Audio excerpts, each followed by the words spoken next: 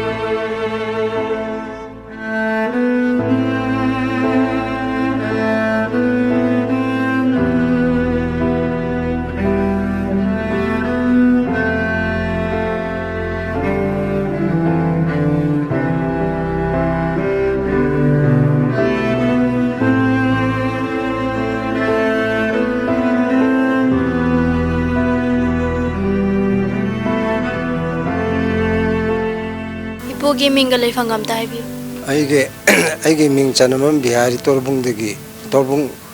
aning lekay degi ni. Ikoy na lan ek megi tang sidagi haul pasi mo rally chalam basi degi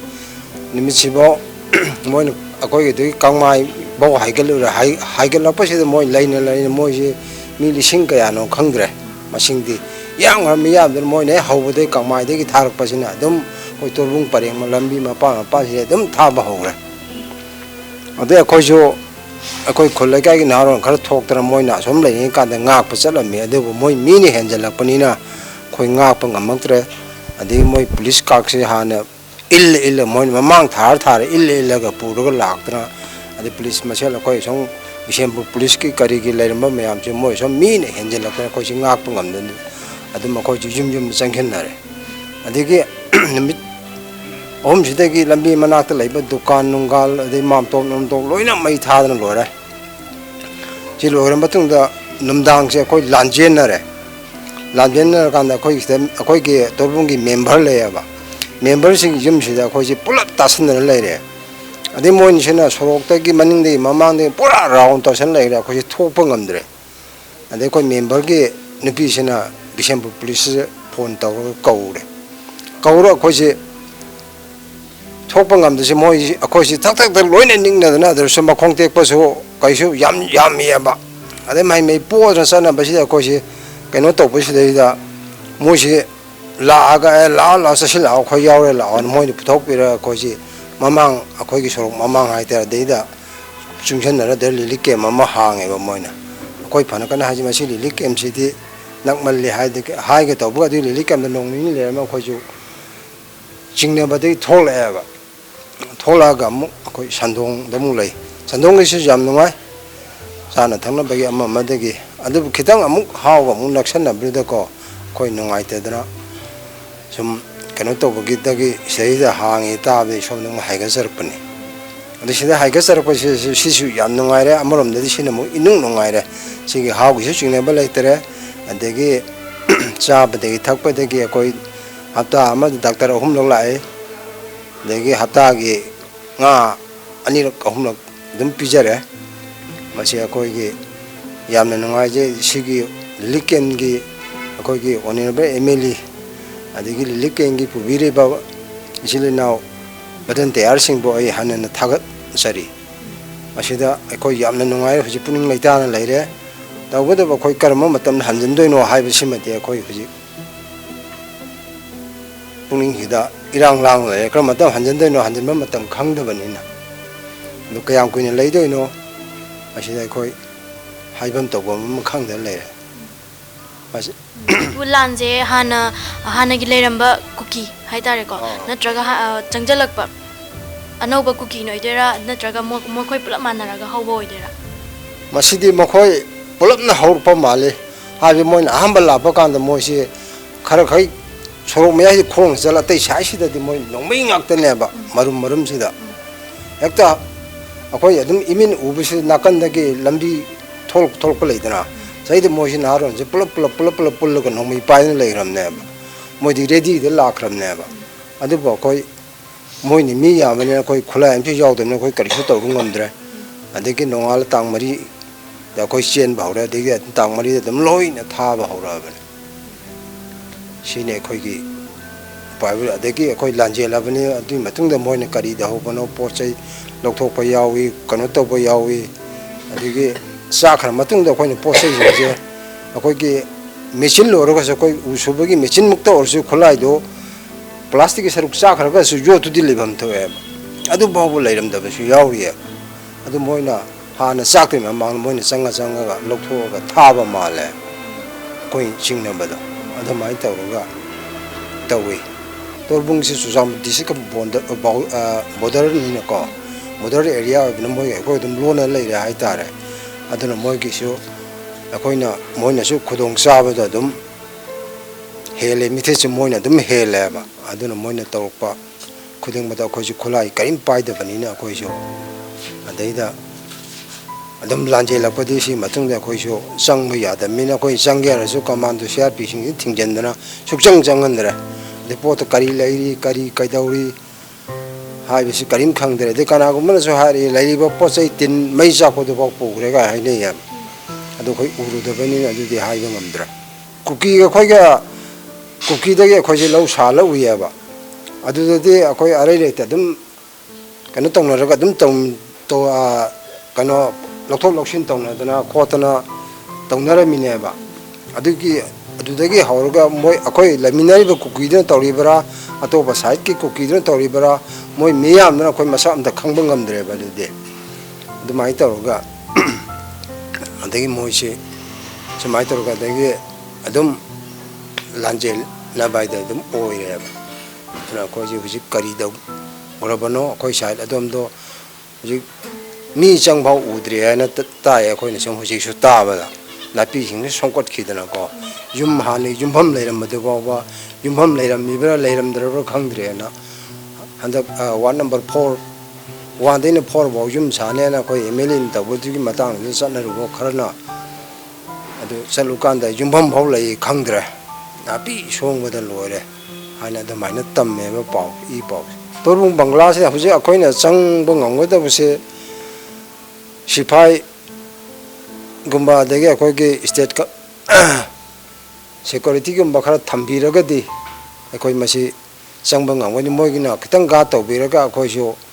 kitang pangan de thoi dana ado de koi jo lairi ba koi jo thang la te la kari da or su khara koi ju pangan khara thoi ado moi jo dum tai na ba koi ju ngang bane khalla ba atam de moi no mai ngak to oi bani na koi ju kari mata upai lai gi da bane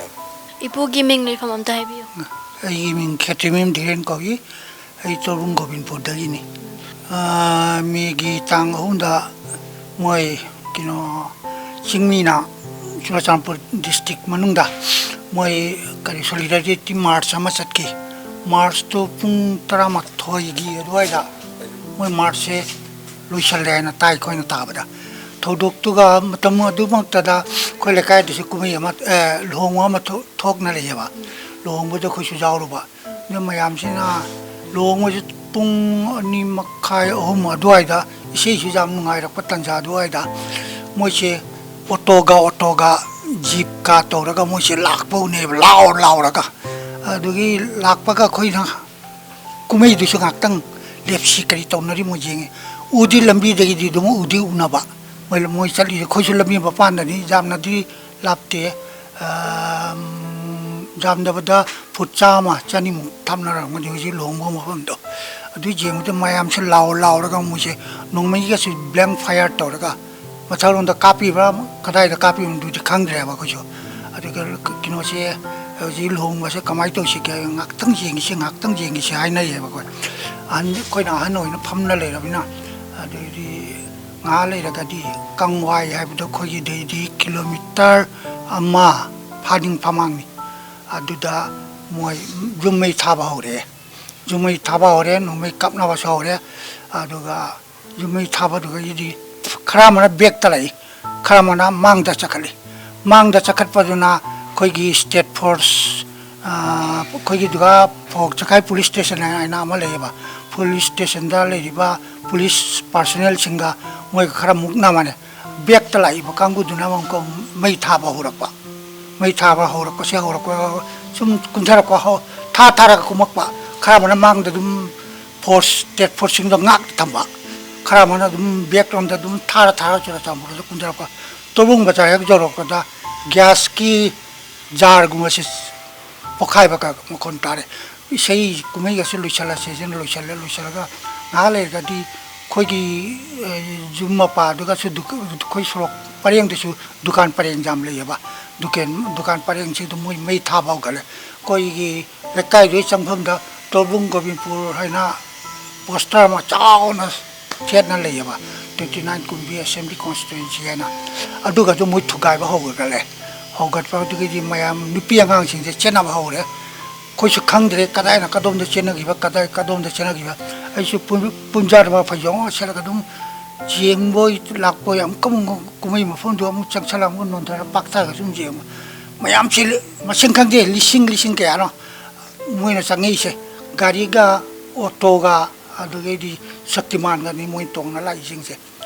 अदुवाय तोरकदि खुंदकाय Sissu zoom थादोगा लबुक रोंदा कुंथारागा ममांगदा kilometre लापगा साइटोन लंबी है लेबा दोनदा तो पाकचते सन्नरी खोले काइगे Nipah मा खोगी ममांगी लेकिनी अदुदा आइना करिनो नोइना कदोम चलीबो ना आंगांग फिगा तोरा ए खोले काइगे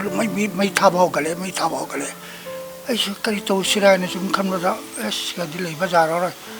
पुंजाने फयमने सेलगा दुम मपान थोक ऐसे लबुक रोंदा कुंदा बावरे लबुक रोंदा कुंदागा सोंग खरा लेबा सोंग मदो मी खरा लेना रमी निपा मसेन निपिसिंग लोन चनागरे अदुना लान अहोबनी खोई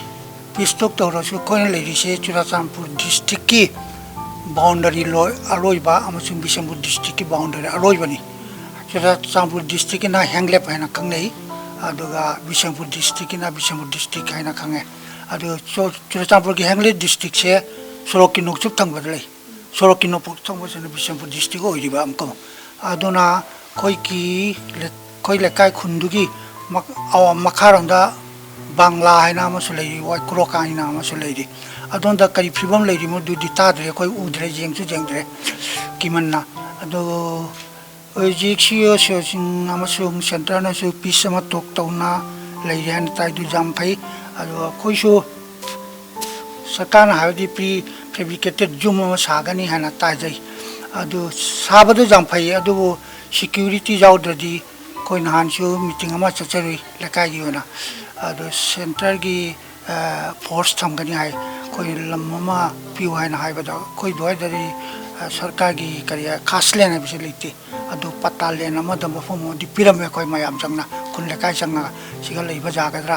अदो सरकार ना दे होय दु जाबा जायना रिकॉग्नाइज समति तोबियोरे मोय लेरबदि कोई संग मंगन नतदि ngam शक्ति लेते सड़क की नोपक नोचुक नातनी नोचुक की सब चिंगी ngakतनी नोपक की सड़क न मैतेमी कोई बिशमपुर डिस्ट्रिक्ट की कोई पाइपु हक्तता मटियांग हैना खुनमा ले जुम कुंथ्रा मा लेरंगदा अदुगी मतुंगदा पेंजांग हैना मा वाइफाई खुन्नी दि कुकी ट्राइब ति होइबा को अदुदा जुम कुंथ्रा मा लेरमी कोट लेन हैना अमकम सड़क मपानदा अमा गले अदुगा मी जुम पुनमा कुंथ्रा मा लेरंगदा हुजिकति दु एरिया दो मिसिंग से खंगदे कया हाइगद्रा जी लिसिंग मोइदि लंपाक चाबगी मथौ तादे पॉइंट मंगा तरुक जुम मंगा तरुक साजली मोइदि मोइ लेबसे अजी लाइसिंग से कदोम नैनो हाइबदा अमुकसु खोगी दुगा अंगांग अमखा किनो किडनैप तौरगा आतुरेंदा अमा सिगिबा मा जावगिबा तममदा खरदि कोइ चही अमा अनिरम ममांदा अदो को सीएम दला पा कंदा सीएम तो कोई हाजरमी सार समायना मसक खंगदबा मी कोई खुन हेक ताइनाबदा मसक खंगदबा लोन सु फाउनदबा जात जामना लेरे मी जाम लेरे हाइबा एसपी सु जावी एसपी दा सीएम ना समायना हाइबिरमी सिटी एसपी नंगिना थौनी नंदु मोति इंक्वायरी तो ꯀꯗꯥꯏꯗ ꯀꯔꯤ ꯂꯩꯕꯒꯦ ꯍꯥꯏꯕꯗꯣ ꯍꯥꯏꯅ ꯀꯅꯥꯅꯣ ꯆꯪꯉꯤꯁꯦ ꯃꯩꯇꯩꯂꯣꯟꯁꯨ ꯈꯪꯗꯦ ꯍꯥꯏ ꯑꯗꯨ ꯇꯧꯗꯦ ꯍꯥꯏ ꯑꯗꯥ ꯇꯧꯗꯦ ꯍꯥꯏ ꯑꯁꯤ ꯃꯌꯥꯝꯅ ꯍꯥꯏꯁꯦ ꯑꯃꯨꯛꯇꯪ ꯌꯦꯡꯁꯜꯂꯨ ꯍꯥꯏꯅ ꯑꯗꯨꯃꯥꯏꯅ ꯄꯥꯎꯇꯥꯛ ꯑꯃꯗꯤ ꯄꯤꯈꯤꯕ ꯌꯥꯎꯈꯤ ꯑꯗꯨ ꯑꯩꯈꯣꯏꯅ ꯍꯧꯖꯤꯛ ꯃꯣꯏꯒꯤ ꯑꯩꯈꯣꯏꯒꯤ ꯁꯦꯀ꯭ꯌꯨꯔꯤꯇꯤ ꯌꯥꯎꯗ꯭ꯔꯗꯤ ꯑꯩꯈꯣꯏ ꯂꯩꯕ ꯉꯝꯒꯗꯕ ꯃꯥꯟꯗꯦ ꯊꯥꯖꯗꯦ ꯃꯦꯖꯣꯔꯤꯇꯤꯁꯦ ꯃꯣꯏꯅ ꯍꯧꯖꯤꯛꯇꯤ ꯃꯣꯏꯅ ꯍꯦꯜꯂꯤ ꯑꯩꯈꯣꯏꯗꯒꯤ ꯏꯅꯦꯒꯤ ꯃꯤꯡꯒ ꯂꯩꯐꯝꯒꯗ ꯇꯥꯛꯄꯤꯌꯨ ꯑꯩ ꯂꯩꯐꯝ ꯆꯨꯔꯆꯥꯟꯄꯨꯔ ꯈꯣꯡꯃꯣꯖꯥ ꯃꯤꯇꯩ ꯂꯩꯀꯥꯏꯗꯒꯤ ꯅꯣꯡꯃꯥꯏꯊꯦꯝ ꯑꯣꯡꯕꯤ ꯀꯃꯂꯥ ꯀꯧꯏ ꯃꯐꯝ ꯑꯁꯤꯗ ꯃꯇꯧ ꯀꯔꯝꯅ ꯂꯥꯟꯖꯦꯟꯅꯔꯛꯈꯤꯕꯅꯣ ꯃꯐꯝ ꯑꯁꯤꯗ ꯑꯩ ꯄꯥꯕꯨꯡ ꯖꯣꯏꯀꯤꯁꯟꯅ ꯍꯥꯡꯕꯁꯤꯗ ꯌꯥꯝꯅ ꯐꯖꯅ ꯇꯧꯋꯦ ꯇꯥꯕꯗꯒꯤ ꯑꯉꯥꯡ ꯁ꯭ꯀꯨꯜꯒꯤ ꯌꯥꯝ ꯈꯨꯗꯣꯡꯆꯥꯗꯕ ꯑꯗꯒꯤ ꯑꯃ ꯐꯖꯅ ꯍꯣꯠꯅꯕꯤꯌꯦꯕ ꯑꯗꯨꯗꯒꯤ ꯈꯨꯗꯣꯡꯆꯥꯕꯒꯤ ꯑꯉꯥꯡ ꯁ꯭ꯀꯨꯜꯒꯤ ꯑꯃ ꯈꯜꯂꯒ ꯂꯥꯛꯄꯅꯤ ꯑꯍꯥꯟꯕ ꯇꯥꯡ 3ꯒꯤ ꯄꯨꯡ 6:30ꯁꯤꯗ ꯑꯩꯈꯣꯏꯁꯦ ꯇ꯭ꯔꯥꯏꯕꯦꯜꯒ ꯊꯪꯅꯩ ꯑꯩꯈꯣꯏ ꯌꯨꯝꯁꯦ ꯊꯪꯅꯕꯁꯤꯗ ꯇ꯭ꯔꯣꯕꯨꯡꯗꯗꯤ ꯁꯨꯃꯥꯏꯅ ꯃꯩ ꯊꯥꯏꯌꯦ ꯇꯥꯏꯌꯦ ꯑꯗꯨꯗ ꯐꯣꯟꯗ ꯒꯦꯠꯇ ꯑꯗꯨꯝ ꯌꯦꯡ ꯂꯩꯌꯦ ꯁꯨꯃꯥꯏꯅ ꯇꯧꯔꯛꯀꯅꯤ ꯁꯨꯛꯈꯪ ꯈꯜꯂꯨꯗꯕꯅꯤꯅ ꯃꯩ ꯊꯥꯕ ꯁꯨꯡꯊꯦꯡ ꯊꯦꯡꯅꯔꯛꯇꯕꯅꯤ나 ꯂꯥꯟ ꯀꯌꯥ ꯑꯃꯗꯤ ꯃꯃꯥꯡꯗ ꯊꯦꯡꯅꯩ ꯅꯨꯄꯤ ꯑꯃꯒꯤ ꯑꯗꯨ ꯁꯨꯃꯥꯏꯅ ꯇꯧꯅꯤ ꯈꯪꯒꯗꯕꯅꯤꯅ ꯑꯩꯈꯣꯏꯁꯦ ꯒꯦꯠꯇ ꯁꯨꯝ ꯐꯣꯟꯗ ꯌꯦꯡꯉ ꯂꯩꯕꯗ ꯑꯩꯈꯣꯏꯒꯤ ꯌꯨꯝ ꯈꯔ ꯊꯪꯅꯕ ꯑꯉꯥꯡ ꯑꯃ ꯂꯩꯌꯦ ꯕꯣꯔꯗꯤꯡ ꯍꯥꯡꯕ ꯗꯥꯏꯅꯥꯃꯤꯛ ꯑꯅ ꯕꯣꯔꯗꯤꯡꯗꯣ ꯑꯩꯈꯣꯏ ꯑꯉꯥꯡꯁꯨ ꯕꯣꯔꯗꯤꯡ ꯂꯩꯌꯦꯕꯗ ꯑꯗ ꯀꯨꯀꯤ ꯃꯆꯥ ꯃꯌꯥꯝꯗꯨ ꯖꯥꯠ ꯁꯨꯅ ꯕꯣꯔꯗꯤꯡ ꯂꯩꯃꯤꯟꯅꯩꯕꯀꯣ ꯂꯩꯃꯤꯟꯅꯕꯁꯤꯗ ꯑꯩꯈꯣꯏꯁꯦ ꯏꯕꯨꯡꯉꯣ ꯀꯃꯥꯏꯅ ꯇꯧꯗꯣꯏꯅꯣ ꯁꯣꯕꯥꯁꯟꯗ ꯀꯧꯋꯦ ꯑꯉꯥꯡꯁꯦ ꯁꯣꯕꯥꯁꯟꯗ ꯀꯃꯥꯏꯅ ꯇꯧꯗꯣꯏꯅꯣ ꯁꯤꯁꯦ ꯏꯔꯥꯡꯁꯤꯕꯨ ꯇ꯭ꯔꯣꯕꯨꯡꯗ ꯃꯩ ꯊꯥꯏ ꯇꯥꯏꯁꯦ ꯑꯩꯈꯣꯏ ꯁꯤ ꯌꯧꯔꯛꯇ꯭ꯔꯥ ꯍꯥꯏꯌꯦꯕꯀꯣ ꯑꯉꯥꯡꯁꯤꯅ ꯃꯣꯏꯁꯦ ꯂꯥꯏꯔꯤꯛꯁꯨ ꯑꯉꯥꯡꯅꯤꯅ ꯑꯩꯅ ꯍꯪꯉꯦꯕ ꯑꯗꯨꯗ ꯃꯥꯅ ꯏꯆꯦ ꯀꯩꯁꯨ ꯇꯧꯔꯣꯏꯌꯦ ꯇ꯭ꯔꯣꯕꯨꯡꯒ ꯇꯧꯕꯅꯦ ꯑꯩꯈꯣꯏ ꯁꯤꯁꯦ ꯀꯩꯁꯨ ꯇꯧꯔꯣꯏ ꯃꯊꯛꯂꯣꯝꯗ ꯏꯝꯐꯥꯜꯗ ꯃꯤꯅ ꯏꯃꯥꯟꯅꯕꯁꯨ ꯐꯣꯟ ꯇꯧꯔꯛꯑꯦ ꯀꯩꯁꯨ ꯇꯧꯔꯣꯏ ꯏꯆꯦ ꯍꯥꯏꯌꯦ ꯃꯣꯏ ꯂꯥꯏꯔꯤꯛꯁꯨ ꯍꯩꯕꯅꯤꯅ ꯍꯥꯏꯕꯗꯨꯗ ꯀꯩꯁꯨ ꯇꯧꯔꯣꯏꯗ ꯂꯩꯊꯣꯛꯑꯦ ꯑꯗꯨꯗ ꯑꯩꯁꯦ ꯌꯨꯝꯗ ꯑꯩꯈꯣꯏ ꯅꯨꯄꯥꯁꯦ ꯗꯨꯀꯥꯟ ꯆꯥꯎꯅ ꯍꯥꯡꯉꯦ ꯋꯥꯛꯁꯣꯞ ꯇꯧꯋꯦꯕꯀꯣ ꯑꯗꯒꯤ ꯑꯩꯅ ꯃꯔꯨꯞ ꯑꯆꯧ ꯍꯧꯔꯒ ꯄꯩꯁꯥ ꯁꯥꯟꯅꯩꯌꯦ ꯂꯩꯀꯥꯏꯗ ꯑꯗ ꯁꯥꯟꯅꯔꯒ ꯀꯃꯥꯏꯅ ꯇꯧꯅ ꯌꯥꯝ ꯋꯥꯅ ꯏꯕꯥꯅꯤꯁꯦ ꯄꯩꯁꯥ ꯇꯥꯜꯂꯦ ꯑꯩꯈꯣꯏ ꯅꯨꯄꯥꯁꯦ ꯐꯤꯔꯣꯜ ꯐꯖꯕ ꯁꯦꯠꯇꯒ ꯋꯥꯛꯁꯣꯞ ꯇꯧꯔꯒ ꯐꯤꯔꯣꯜ ꯐꯖꯕ ꯁꯦꯠꯇꯒ ꯌꯥꯝ ꯋꯥꯅ ꯋꯥꯛꯁꯣꯞ ꯍꯥꯡꯉ ꯌꯥꯝ ꯋꯥꯅ ꯏꯆꯝ ꯃꯔꯤꯁꯦ ꯁꯦꯝꯅꯕ ꯍꯣꯠꯅꯕꯅꯦ ꯑꯩ ꯑꯉꯥꯡ ꯑꯄꯤꯛꯄ ꯆꯦꯜꯂꯦ ꯊꯥ 10 ꯁꯤ ꯂꯥꯛꯄꯗ ꯑꯉꯥꯡ ꯑꯄꯤꯛꯄ ꯅꯨꯄꯤ ꯑꯃꯈꯛ ꯆꯦꯜꯂꯦꯕ ꯌꯥꯝ ꯋꯥꯅ ꯅꯨꯄꯥꯁꯦ ꯐꯤꯔꯣꯜ ꯐꯖꯕ ꯁꯦꯠꯇꯒ ꯌꯥꯝ ꯋꯥꯅ ꯃꯥꯅ ꯋꯥꯛꯁꯣꯞ ꯇꯧꯋꯦ ꯑꯩꯅ ꯃꯔꯨꯞꯀꯨꯝꯕ ꯇꯧꯔꯒ ꯄꯩꯁꯥ ꯁꯥꯟꯅꯔꯒ ꯍꯥꯏꯗꯤ ꯍꯤꯡꯒꯣꯜ ꯑꯃꯁꯨ ꯑꯩ ꯂꯩꯕꯁꯦ ꯂꯨꯄꯥ 1,10,000ꯗꯒꯤ 50,000 ꯈꯛꯇ ꯇꯥꯕꯅꯦ ꯑꯩ ꯂꯩꯔꯤꯁꯦ ꯑꯗꯨ ꯃꯇꯨꯡꯗ ꯍꯤꯡꯒꯣꯜ 3 ꯑꯃꯨꯛ ꯂꯩꯔꯦ ꯕꯔꯥ ꯁꯟꯇꯣꯛꯑꯒ ꯏꯆꯥꯁꯤꯡꯗꯤ ꯕꯔꯥ ꯈꯔ ꯂꯥꯛꯄꯗꯨꯅ ꯏꯆꯥꯁꯤꯡꯁꯤ ꯁꯦꯝꯃꯦ ꯑꯗꯨ ꯃꯇꯨꯡꯗ ꯍꯤꯡꯒꯣꯜ ꯑꯃꯁꯨ ꯑꯃꯨꯛ 1,50,000ꯅꯤ ꯂꯩꯕ ꯑꯗ ꯑꯩ ꯁꯅꯥ ꯂꯨꯄꯥꯁꯨ ꯀꯩꯅꯣ ꯑꯣꯏꯅ ꯕꯦꯡꯀ ꯊꯝꯃꯨꯕꯅꯦꯕ ꯍꯤꯡꯒꯣꯜꯗꯣ ꯂꯩ ꯉꯝꯅꯕ ꯑꯗꯨꯁꯨ ꯕꯦꯡꯀꯁꯨ ꯑꯃꯨꯛꯁꯨ ꯊꯥ ꯑꯃ ꯂꯩꯀꯥꯟꯗ ꯁꯅꯥ ꯂꯨꯄꯥꯁꯨ ꯂꯣꯏꯅ ꯍꯨꯔꯥꯟꯕꯤꯈ꯭ꯔꯦ ꯍꯥꯏꯔꯦ ꯍꯧꯖꯤꯛ ꯁꯅꯥ ꯃꯆꯥ ꯈꯛꯇꯅꯦ ꯌꯥꯎꯔꯤꯁꯦ ꯁꯅꯥ ꯂꯤꯛꯀꯣꯟꯗꯒꯤ ꯃꯥꯒꯤ ꯅꯨꯄꯥꯒꯤ ꯂꯤꯛ ꯁꯅꯥ ꯂꯤꯛꯀꯣꯟ ꯂꯣꯏꯅ ꯂꯨꯄꯥ 3,50,000 ꯁꯅꯥ ꯁꯟꯕꯗꯤ 90,000ꯅꯤ ꯑꯗꯨ ꯊꯝꯕꯁꯨ ꯕꯦꯡꯀ ꯊꯥ ꯑꯃ ꯂꯩꯒ ꯍꯨꯔꯥꯟꯕꯤꯈ꯭ꯔꯦ ꯑꯃꯨꯛ ꯍꯥꯏꯔꯦ ꯑꯁꯤꯁꯨ ꯑꯉꯥꯡꯗꯣ ꯑꯩꯗꯤ 4ꯅꯦ ꯀꯃꯥꯏꯅ ꯑꯩꯅ ꯑꯉꯥꯡ ꯁꯦꯝꯗꯣꯏꯁꯤ ꯈꯟꯕꯗ ꯌꯥꯝ ꯃꯝꯃꯦ ꯍꯧꯖꯤꯛꯁꯦ ꯑꯗꯨ ꯍꯧꯖꯤꯛ ꯑꯩ ꯑꯍꯥꯟꯕ ꯇꯥꯡ 3 ꯄꯨꯡ 6:30 ꯑꯗꯨꯋꯥꯏꯗ ꯈꯪꯍꯧꯗꯅ ꯑꯩꯈꯣꯏ ꯇ꯭ꯔꯥꯏꯕꯦꯜꯒ ꯊꯪꯅꯕꯁꯤꯗ ꯈꯪꯍꯧꯗꯅ ꯍꯧꯔꯛꯑꯦ ꯃꯣꯏ ꯍꯦꯛꯇ ꯑꯃꯨꯕꯒ ꯁꯦꯠꯂꯒ ꯃꯣꯏꯁꯦ ꯃꯌꯥꯝ ꯂꯥꯛꯄꯅꯦꯕ ꯃꯣꯏꯒꯤ ꯔꯦꯂꯦ ꯆꯠꯂꯨꯕꯁꯦ ꯑꯩ ꯑꯉꯥꯡ ꯅꯨꯄꯥ ꯑꯍꯟꯁꯦ ꯀ꯭ꯂꯥꯁ 10 ꯀꯥꯏꯌꯦ ꯃꯥꯁꯤ ꯔꯦꯂꯦ ꯌꯥꯎꯔꯨꯏꯕꯀꯣ ꯑꯩꯅ ꯏꯕꯨꯡꯉꯣ ꯅꯪ ꯔꯦꯂꯦ ꯆꯠꯄꯁꯤ ꯆꯠꯅꯤꯡꯗꯦ ꯍꯥꯏ ꯑꯩꯅ ꯅꯨꯄꯥꯒꯤ ꯑꯉꯥꯡꯁꯤꯅ ꯏꯃꯥ ꯔꯦꯂꯦ ꯌꯥꯎꯒꯗꯤ ꯑꯦꯛꯖꯥꯝ ꯌꯥꯎꯕ ꯌꯥꯔꯣꯏ ꯍꯥꯏꯌꯦꯕ ꯑꯗꯨ ꯅꯪ ꯆꯠꯂꯨꯔꯣ ꯅꯪ ꯍꯦꯛ ꯏꯔꯥꯡ ꯇꯧ ꯇꯥꯔꯗꯤ ꯐꯣꯟ ꯇꯧꯔꯣ ꯂꯧ ꯂꯥꯛꯅꯕ ꯍꯥꯏꯌꯦꯕꯀꯣ ꯐꯣꯟ ꯄꯨꯒꯦꯔꯥ ꯍꯥꯏ ꯐꯣꯟ ꯄꯨꯕ ꯌꯥꯔꯣꯏ ꯍꯥꯏꯌꯦꯕ ꯑꯗꯨꯗꯤ ꯃꯣꯏ ꯑꯣꯖꯥ ꯇ꯭ꯔꯥꯏꯕꯦꯜꯒꯅ ꯅꯪ ꯔꯦꯂꯦ ꯌꯥꯎꯅꯤꯡꯒꯗꯤ ꯅꯪ ꯆꯠꯅꯤꯡꯉꯗꯤ ꯆꯠꯂꯣ ꯍꯥꯏꯌꯦꯕ ꯑꯗꯨ ꯃꯥ ꯑꯗꯨꯃꯥꯏꯅ ꯂꯥꯛꯍꯜꯂꯀꯥꯟꯗ ꯃꯥꯁꯦ ꯕꯣꯔꯗꯤꯡ ꯆꯪꯀꯥꯟꯗ ꯍꯧꯖꯤꯛ ꯑꯉꯥꯡꯗꯨꯅ ꯀꯩꯁꯨ ꯇꯧꯔꯣꯏ ꯍꯥꯏꯕꯗꯨꯗ ꯑꯗꯨꯝ ꯂꯩꯔꯦ ꯍꯦꯛꯇ ꯁꯟꯗ ꯄꯨꯡ 6:30 ꯑꯗꯨꯋꯥꯏ ꯇꯥꯔꯛꯄꯗꯣ ꯑꯗꯨꯗ ꯃꯣꯏꯗꯤ ꯍꯦꯛꯇ ꯌꯥꯝꯁꯨ ꯍꯣꯝꯕ ꯂꯥꯛꯑꯦꯕ ꯑꯗ ꯑꯩꯈꯣꯏꯗꯤ ꯒꯦꯠꯁꯨ ꯆꯥꯎꯅ ꯂꯩꯌꯦꯕꯀꯣ ꯗꯨꯀꯥꯟ ꯇꯧꯕꯒꯤ ꯑꯗꯨꯗ ꯃꯁꯤ ꯃꯑꯣꯡ ꯑꯃꯅꯦ ꯑꯉꯥꯡ ꯑꯄꯤꯛꯄꯁꯤꯒ ꯑꯉꯥꯡ 3ꯁꯤꯒ ꯆꯦꯟꯊꯣꯛꯑꯦꯕ ꯀꯔꯤꯕꯨ ꯄꯨꯔꯛꯇꯦꯕ ꯁꯦꯠꯂꯤꯕ ꯗ꯭ꯔꯦꯁꯇꯨ ꯁꯦꯟꯗꯟꯕꯨ ꯇꯣꯡꯉꯛꯇꯦ ꯆꯦꯜꯂꯛꯄꯗ ꯍꯦꯛꯇ ꯌꯥꯝꯅꯤ ꯈꯣꯠꯄꯗ ꯑꯩ ꯇ꯭ꯔꯥꯏꯕꯦꯜꯒ ꯅꯛꯅꯩꯌꯦꯕ ꯑꯩꯈꯣꯏ ꯌꯨꯝꯗꯣ ꯊꯦꯛ ꯊꯪꯅꯩꯌꯦꯕ ꯑꯗꯨꯗ ꯑꯩꯈꯣꯏ ꯂꯩꯃꯤꯟꯅꯕꯗꯤ ꯀꯔꯤꯝꯇ ꯅꯨꯡꯉꯥꯏꯅꯗꯕ ꯂꯩꯇꯦ ꯅꯨꯡꯁꯤꯅꯩ ꯆꯩꯔꯥꯎꯕꯁꯨ ꯑꯩꯅ ꯍꯤꯟꯖꯥꯡ ꯊꯤꯜꯂꯤ ꯃꯣꯏꯅꯁꯨ ꯄꯥꯟꯒꯨꯝꯕ ꯑꯗꯩ ꯁꯨꯝꯖꯤꯠꯀꯨꯝꯕ ꯆꯤꯡꯗꯤ ꯍꯜꯂꯛꯄ ꯄꯤꯅꯩ ꯌꯥꯝ ꯅꯨꯡꯁꯤꯅ ꯂꯩꯅꯩ ꯑꯗꯨꯃꯥꯏꯅ ꯇꯧꯔꯛꯀꯅꯤ ꯁꯨꯡꯈꯟ ꯈꯜꯂꯨꯗꯦ ꯂꯩꯃꯤꯟꯅꯕ ꯅꯨꯡꯁꯤꯅ ꯂꯩꯅꯕꯅꯤꯅ ꯑꯗꯨ ꯄꯨꯡ 6:30 ꯑꯗꯨꯋꯥꯏꯗ ꯃꯣꯏꯁꯦ ꯌꯥꯝ ꯂꯥꯛ ꯑꯩꯈꯣꯏ ꯒꯦꯠ ꯑꯆꯧꯕꯗꯣ ꯅꯝꯈꯥꯏꯔꯒ ꯍꯦꯛꯇ ꯑꯩꯈꯣই ꯌꯨꯝꯁꯦ ꯆꯪꯉꯛꯄꯅꯦꯕ ꯑꯗ ꯑꯩꯈꯣꯏ ꯑꯉꯥꯡ 3ꯁꯤꯒ ꯑꯩ ꯑꯍꯟꯗꯨꯗꯤ ꯕꯣꯔꯗꯤꯡꯗ ꯂꯩꯈꯤꯕꯅꯦꯕ ꯑꯗꯨꯃꯥꯏꯅ ꯇꯧꯔꯒ ꯑꯩꯈꯣꯏꯁꯦ ꯂꯥꯛꯑꯀꯥꯟꯗ ꯆꯦꯟꯊꯣꯔꯛꯑꯦ ꯑꯩꯈꯣꯏ ꯅꯨꯄꯥꯗꯣ ꯑꯍꯤꯡꯒ ꯊꯦꯡꯅꯗ꯭ꯔꯦ ꯏꯕꯥꯅꯤꯁꯦ ꯊꯦꯡꯅꯗ꯭ꯔꯦ ꯑꯩꯅ ꯃꯥꯁꯦ ꯑꯝꯇ ꯐꯣꯟ ꯇꯧꯁꯦ ꯃꯥꯁꯦ ꯄꯥꯏꯔꯛꯇ꯭ꯔꯦ ꯑꯩꯅ ꯑꯩꯈꯣꯏ ꯈꯨꯟꯗꯒꯤ ꯈꯨꯟꯖꯥꯏꯗꯨꯗ ꯗꯣꯂꯥꯟ ꯃꯊꯣꯟ 3ꯒꯨꯝꯕꯗ ꯑꯩꯈꯣꯏꯁꯦ ꯂꯩꯔꯦ ꯌꯥꯝ ꯋꯥꯅ ꯂꯩꯌꯦ ꯑꯁ ꯑꯉꯥꯡꯁꯤꯒ 3ꯁꯤꯒ ꯅꯣꯡꯃꯩ ꯀꯥꯞꯅꯕꯒ ꯁꯣꯝꯗ ꯇꯧꯅꯕꯒ ꯑꯗꯣ ꯑꯩꯈꯣꯏꯗꯤ ꯃꯣꯏꯗꯤ ꯈꯨꯠꯂꯥꯏ ꯃꯇꯤꯛ ꯆꯥꯅ ꯌꯥꯎꯕꯅꯦ ꯑꯩꯈꯣꯏ ꯃꯤꯇꯩꯒꯤꯗꯤ ꯀꯔꯤꯝꯇ ꯈꯨꯠꯂꯥꯏ ꯌꯥꯎꯗꯦꯕ ꯃꯣꯏꯗꯤ ꯃꯇꯤꯛ ꯆꯥꯅ ꯈꯨꯠꯂꯥꯏ ꯄꯣꯔꯛꯑꯦ ꯑꯗꯣ ꯑꯉꯥꯡ 3ꯁꯦ ꯑꯩꯈꯣꯏꯗꯤ ꯑꯩꯁꯦ ꯂꯥꯛꯑꯒ ꯑꯉꯥꯡ ꯑꯍꯟꯗꯨꯁꯨ ꯑꯩꯒ ꯊꯦꯡꯅꯗ꯭ꯔꯦ ꯑꯗꯒꯤꯗꯤ ꯑꯗꯨꯃꯥꯏꯅ ꯇꯧꯗꯅ ꯑꯩꯈꯣꯏꯒꯤ ꯑꯍꯤꯡꯗꯨꯗ ꯈꯨꯟꯒꯤ ꯈꯨꯟꯌꯥꯏꯗꯨꯗ ꯌꯨꯝ ꯃꯊꯣꯟ ꯑꯍꯨꯝꯗꯨꯗ ꯂꯩꯔꯒ ꯑꯩꯈꯣꯏ ꯅꯨꯄꯥꯗꯣ ꯑꯍꯤꯡ ꯁꯨꯡꯊꯦꯡ ꯊꯦꯡꯅꯗ꯭ꯔꯦ ꯊꯦꯡꯅꯗ꯭ꯔꯀꯥꯟꯗ ꯃꯣꯏꯁꯦ ꯃꯤꯒꯤ ꯈꯔ ꯁꯤꯐꯥꯏꯒ ꯃꯔꯤ ꯂꯩꯅꯕꯗ ꯐꯣꯟ ꯄꯨꯇꯧ ꯇꯧꯔꯦ ꯑꯝꯇ ꯊꯥꯕꯤꯔꯛꯑꯣ ꯁꯤꯐꯥꯏ ꯑꯃ ꯊꯥꯕꯤꯔꯛꯑꯣ ꯍꯥꯏꯕꯁꯦ ꯁꯨꯡꯊꯥ ꯊꯥꯕꯤꯔꯛꯇꯦ ꯂꯥꯛꯄ ꯌꯥꯗ꯭ꯔꯦ ꯍꯥꯏꯌꯦꯕ ꯁꯤꯐꯥꯏꯁꯤꯡꯗꯨꯁꯨ ꯃꯣꯏꯁꯤꯡꯁꯦ ꯂꯥꯛꯆꯕꯖꯥꯠꯅꯦ ꯃꯣꯏ ꯊꯤꯡꯕ ꯃꯥꯜꯂꯦꯕ ꯂꯥꯛꯄ ꯌꯥꯗꯦ ꯍꯥꯏꯔꯦ ꯑꯗꯩ ꯑꯩꯈꯣꯏ ꯌꯨꯝꯁꯦ ꯃꯤꯅ ꯐꯣꯟ ꯇꯧꯔꯛꯑꯦ ꯀꯝꯂꯥ ꯅꯣꯏ ꯌꯨꯝ ꯃꯩ ꯆꯥꯛꯑꯦ ꯀꯞꯄꯦ ꯎꯄꯥꯏ ꯂꯩꯇ꯭ꯔꯦ ꯑꯩꯗꯤ ꯃꯔꯨꯞ ꯇꯧꯕ ꯄꯩꯁꯥ ꯊꯤꯍꯧꯗ꯭ꯔꯦꯕ ꯇꯥꯡ 30ꯗ ꯃꯤ ꯃꯔꯨꯞ ꯊꯤꯗꯧꯕꯅꯦꯕ ꯄꯩꯁꯥ ꯊꯤꯍꯧꯗ꯭ꯔꯤꯕ ꯂꯥꯏ ꯍꯔꯥꯎꯕ ꯂꯩꯗꯅ ꯊꯤꯍꯧꯗ꯭ꯔꯤ ꯇꯞ ꯊꯤꯅꯦꯅ ꯑꯩꯗꯤ ꯑꯉꯥꯡ ꯆꯦꯟꯕꯗ ꯃꯤꯉꯣꯟ ꯃꯔꯨꯞ ꯅꯦꯛꯊꯣꯛꯈ꯭ꯔꯦꯕ ꯑꯉꯥꯡ ꯑꯩꯈꯣꯏ ꯏꯅꯝꯃ ꯃꯆꯥꯅꯨꯄꯤꯗ ꯃꯥꯁꯨ ꯁ꯭ꯋꯤꯁꯇꯤ ꯑꯃ ꯆꯠꯈꯤꯗꯅ ꯇꯣꯔꯕꯨꯡꯗ ꯀꯨꯝꯕ ꯌꯥꯗꯦ ꯂꯦꯛꯊꯣꯛꯈꯤꯗꯅ ꯄꯩꯁꯥ ꯊꯤꯍꯧꯗ꯭ꯔꯦꯕ ꯄꯩꯁꯥꯁꯨ ꯃꯌꯥꯝ ꯂꯩꯍꯧꯔꯤꯕ ꯄꯩꯁꯥ ꯊꯤꯍꯧꯗꯕ ꯍꯥꯏꯗꯤ ꯑꯩꯈꯣꯏ ꯅꯨꯄꯥꯒꯤ ꯊꯕꯛ ꯁꯨꯕꯒꯤ ꯄꯩꯁꯥ ꯃꯌꯥꯝ ꯂꯩꯍꯧ ꯑꯃꯇ ꯂꯧꯊꯣꯛꯍꯧꯗ꯭ꯔꯦꯕ ꯁꯦꯟꯗꯟꯕꯨ ꯌꯥꯎꯗꯦ ꯆꯤꯟꯊꯣꯔꯏꯗꯣ ꯑꯉꯥꯡ ꯐꯤꯔꯣꯟ ꯀꯌꯥꯝ ꯌꯥꯎꯕꯗ ꯆꯤꯟꯊꯣꯔꯏꯗꯣ ꯑꯗꯣ ꯈꯨꯟꯖꯥꯏꯗꯨꯗ ꯂꯩꯔꯒ ꯑꯩꯈꯣꯏ ꯅꯨꯄꯥꯁꯨ ꯏꯕꯥꯅꯤ ꯁꯨꯡꯊꯦꯡ ꯊꯦꯡꯅꯗ꯭ꯔꯦ ꯑꯍꯤꯡꯗꯨꯕꯨ ꯊꯦꯡꯅꯗ꯭ꯔꯦ ꯑꯗꯨꯗꯒꯤꯗꯤ ꯑꯍꯤꯡ ꯅꯣꯡꯉꯥꯜꯂꯝꯗꯥꯏꯗ ꯑꯩꯈꯣꯏ ꯁꯤꯐꯥꯏꯅ ꯑꯩꯈꯣꯏꯁꯦ ꯂꯧꯈꯠꯄ ꯂꯥꯛꯑꯦꯅ ꯇꯧꯋꯦ ꯑꯗꯒꯤꯗꯤ ꯒꯥꯔꯤ ꯆꯟꯗꯦ ꯑꯃꯨꯛ ꯇꯧꯋꯦ ꯑꯗꯒꯤ ꯑꯁ ꯒꯥꯔꯤ ꯁꯤꯐꯥꯏ ꯒꯥꯔꯤꯗ ꯑꯩꯈꯣꯏ ꯃꯌꯥꯝꯁꯦ ꯅꯝꯃ ꯂꯥꯛꯑꯦ ꯑꯗꯨꯗ ꯇꯣꯔꯕꯨꯡ ꯌꯧꯔꯀꯥꯟꯗ ꯃꯤꯇꯩ ꯈꯔ ꯎꯕꯗ ꯑꯩꯈꯣꯏꯗꯤ ꯍꯤꯡꯗꯨ ꯃꯥꯜꯂꯦ ꯈꯜꯂꯦ ꯑꯗꯩ ꯑꯍꯥꯟꯕꯗ ꯑꯩ ꯃꯣꯏꯔꯥꯡ ꯒ꯭ꯔꯦꯠ ꯍꯥꯎꯁꯇ ꯊꯨꯡꯉꯦ ꯒ꯭ꯔꯦꯠ ꯍꯥꯎꯁ ꯊꯣꯡꯉꯀꯥꯟꯗ ꯑꯗꯨꯗꯁꯨ ꯐꯖꯅꯗꯤ ꯍꯣꯠꯅꯩ ꯑꯗꯨꯀꯥꯟꯗ ꯑꯗꯩ ꯑꯉꯥꯡꯒꯤ ꯁ꯭ꯀꯨꯜꯒꯤ ꯈꯨꯗꯣꯡ ꯆꯥꯔꯛꯇꯕꯗꯨꯗ ꯑꯁꯤꯗꯅ ꯈꯨꯗꯣꯡ ꯆꯥꯏꯌꯦ ꯑꯗꯨ ꯕꯣꯔꯗꯤꯡ ꯍꯥꯡꯅꯤ ꯈꯣꯠꯅꯤ ꯍꯥꯏꯕꯗ ꯄꯥꯕꯨꯡ ꯌꯣꯒꯦꯁꯟꯅ ꯍꯥꯡꯅꯤ ꯍꯥꯏꯕꯗ ꯑꯉꯥꯡ ꯁ꯭ꯀꯨꯜꯗꯤ ꯈꯜꯂꯒ ꯁꯤ ꯃꯐꯝꯁꯤ ꯌꯧꯔꯛꯄꯅꯦ ꯑꯥꯒꯁ ꯇꯥꯡ 16ꯁꯤꯗ ꯍꯩꯁꯦ ꯐꯖꯅ ꯍꯣꯠꯅ ꯇꯥꯔꯁꯨ ꯌꯨꯝ ꯍꯥꯏꯕ ꯌꯨꯝꯗꯣ ꯂꯩꯇꯕꯅꯤꯅ ꯑꯗꯨꯝ ꯑꯋꯥꯠꯄ ꯑꯃ ꯂꯩ ꯐꯖꯅ ꯅꯨꯡꯉꯥꯏꯅ ꯊꯝꯕꯤꯗꯕꯁꯨ ꯀꯣ ꯑꯗꯣ ꯍꯧꯖꯤꯛ ꯁꯔꯀꯥꯔꯅ ꯀꯧꯇꯥꯗ ꯄꯤꯔꯦ ꯑꯃꯗ ꯄꯤꯔꯦ ꯍꯥꯏꯕꯁꯦ ꯑꯗꯨꯗꯤ ꯌꯥꯝ ꯀꯤꯖꯩꯌꯦ ꯇꯥꯕꯗꯀꯣ ꯃꯤꯒꯤ ꯀꯨꯀꯤ ꯂꯝꯕꯤꯁꯨ ꯑꯣꯏꯕꯅꯤꯅ ꯑꯗꯣ ꯑꯩꯈꯣꯏꯒꯤ ꯃꯐꯝꯗꯣ ꯌꯥꯝ ꯍꯟꯖꯤꯟꯕ ꯄꯥꯝꯃꯦ ꯈꯪꯅ ꯆꯟꯅꯕ ꯌꯥꯎꯗꯅ ꯅꯨꯡꯁꯤ ꯆꯥꯟꯅꯅ ꯍꯟꯖꯤꯟꯕ ꯄꯥꯝꯃꯦ ꯃꯣꯠꯇꯗꯤ ꯑꯗꯣ ꯏꯅꯦꯅ ꯉꯍꯥꯟꯈꯩ ꯍꯥꯏꯗꯤ ꯂꯥꯟ ꯍꯧꯔꯛꯇ꯭ꯔꯤꯉꯩ ꯃꯃꯥꯡꯗ ꯂꯩꯃꯤꯟꯅꯔꯝꯕ ꯀꯩꯔꯣꯜ ꯂꯩꯀꯥꯏꯒꯤ ꯍꯧꯖꯤꯛꯇꯤ ꯂꯣꯏ ꯆꯦꯟꯅꯈ꯭ꯔꯕꯅꯦꯕ ꯆꯦꯟꯅꯈ꯭ꯔꯕꯅꯤꯅ ꯃꯣꯏꯁꯨ ꯀꯥꯏ ꯀꯥꯏꯅ ꯂꯩꯔꯤꯅꯣ ꯈꯪꯗꯕꯅꯦꯕ ꯑꯗꯣ ꯁꯤꯒꯤ ꯄ꯭ꯔꯣꯒꯥꯝꯁꯤꯅ ꯃꯣꯏꯅꯁꯨ ꯎꯗꯣꯏꯅꯦꯕ ꯑꯗꯣ ꯃꯣꯏꯗ ꯀꯩ ꯍꯥꯏꯅꯤꯡꯒꯦ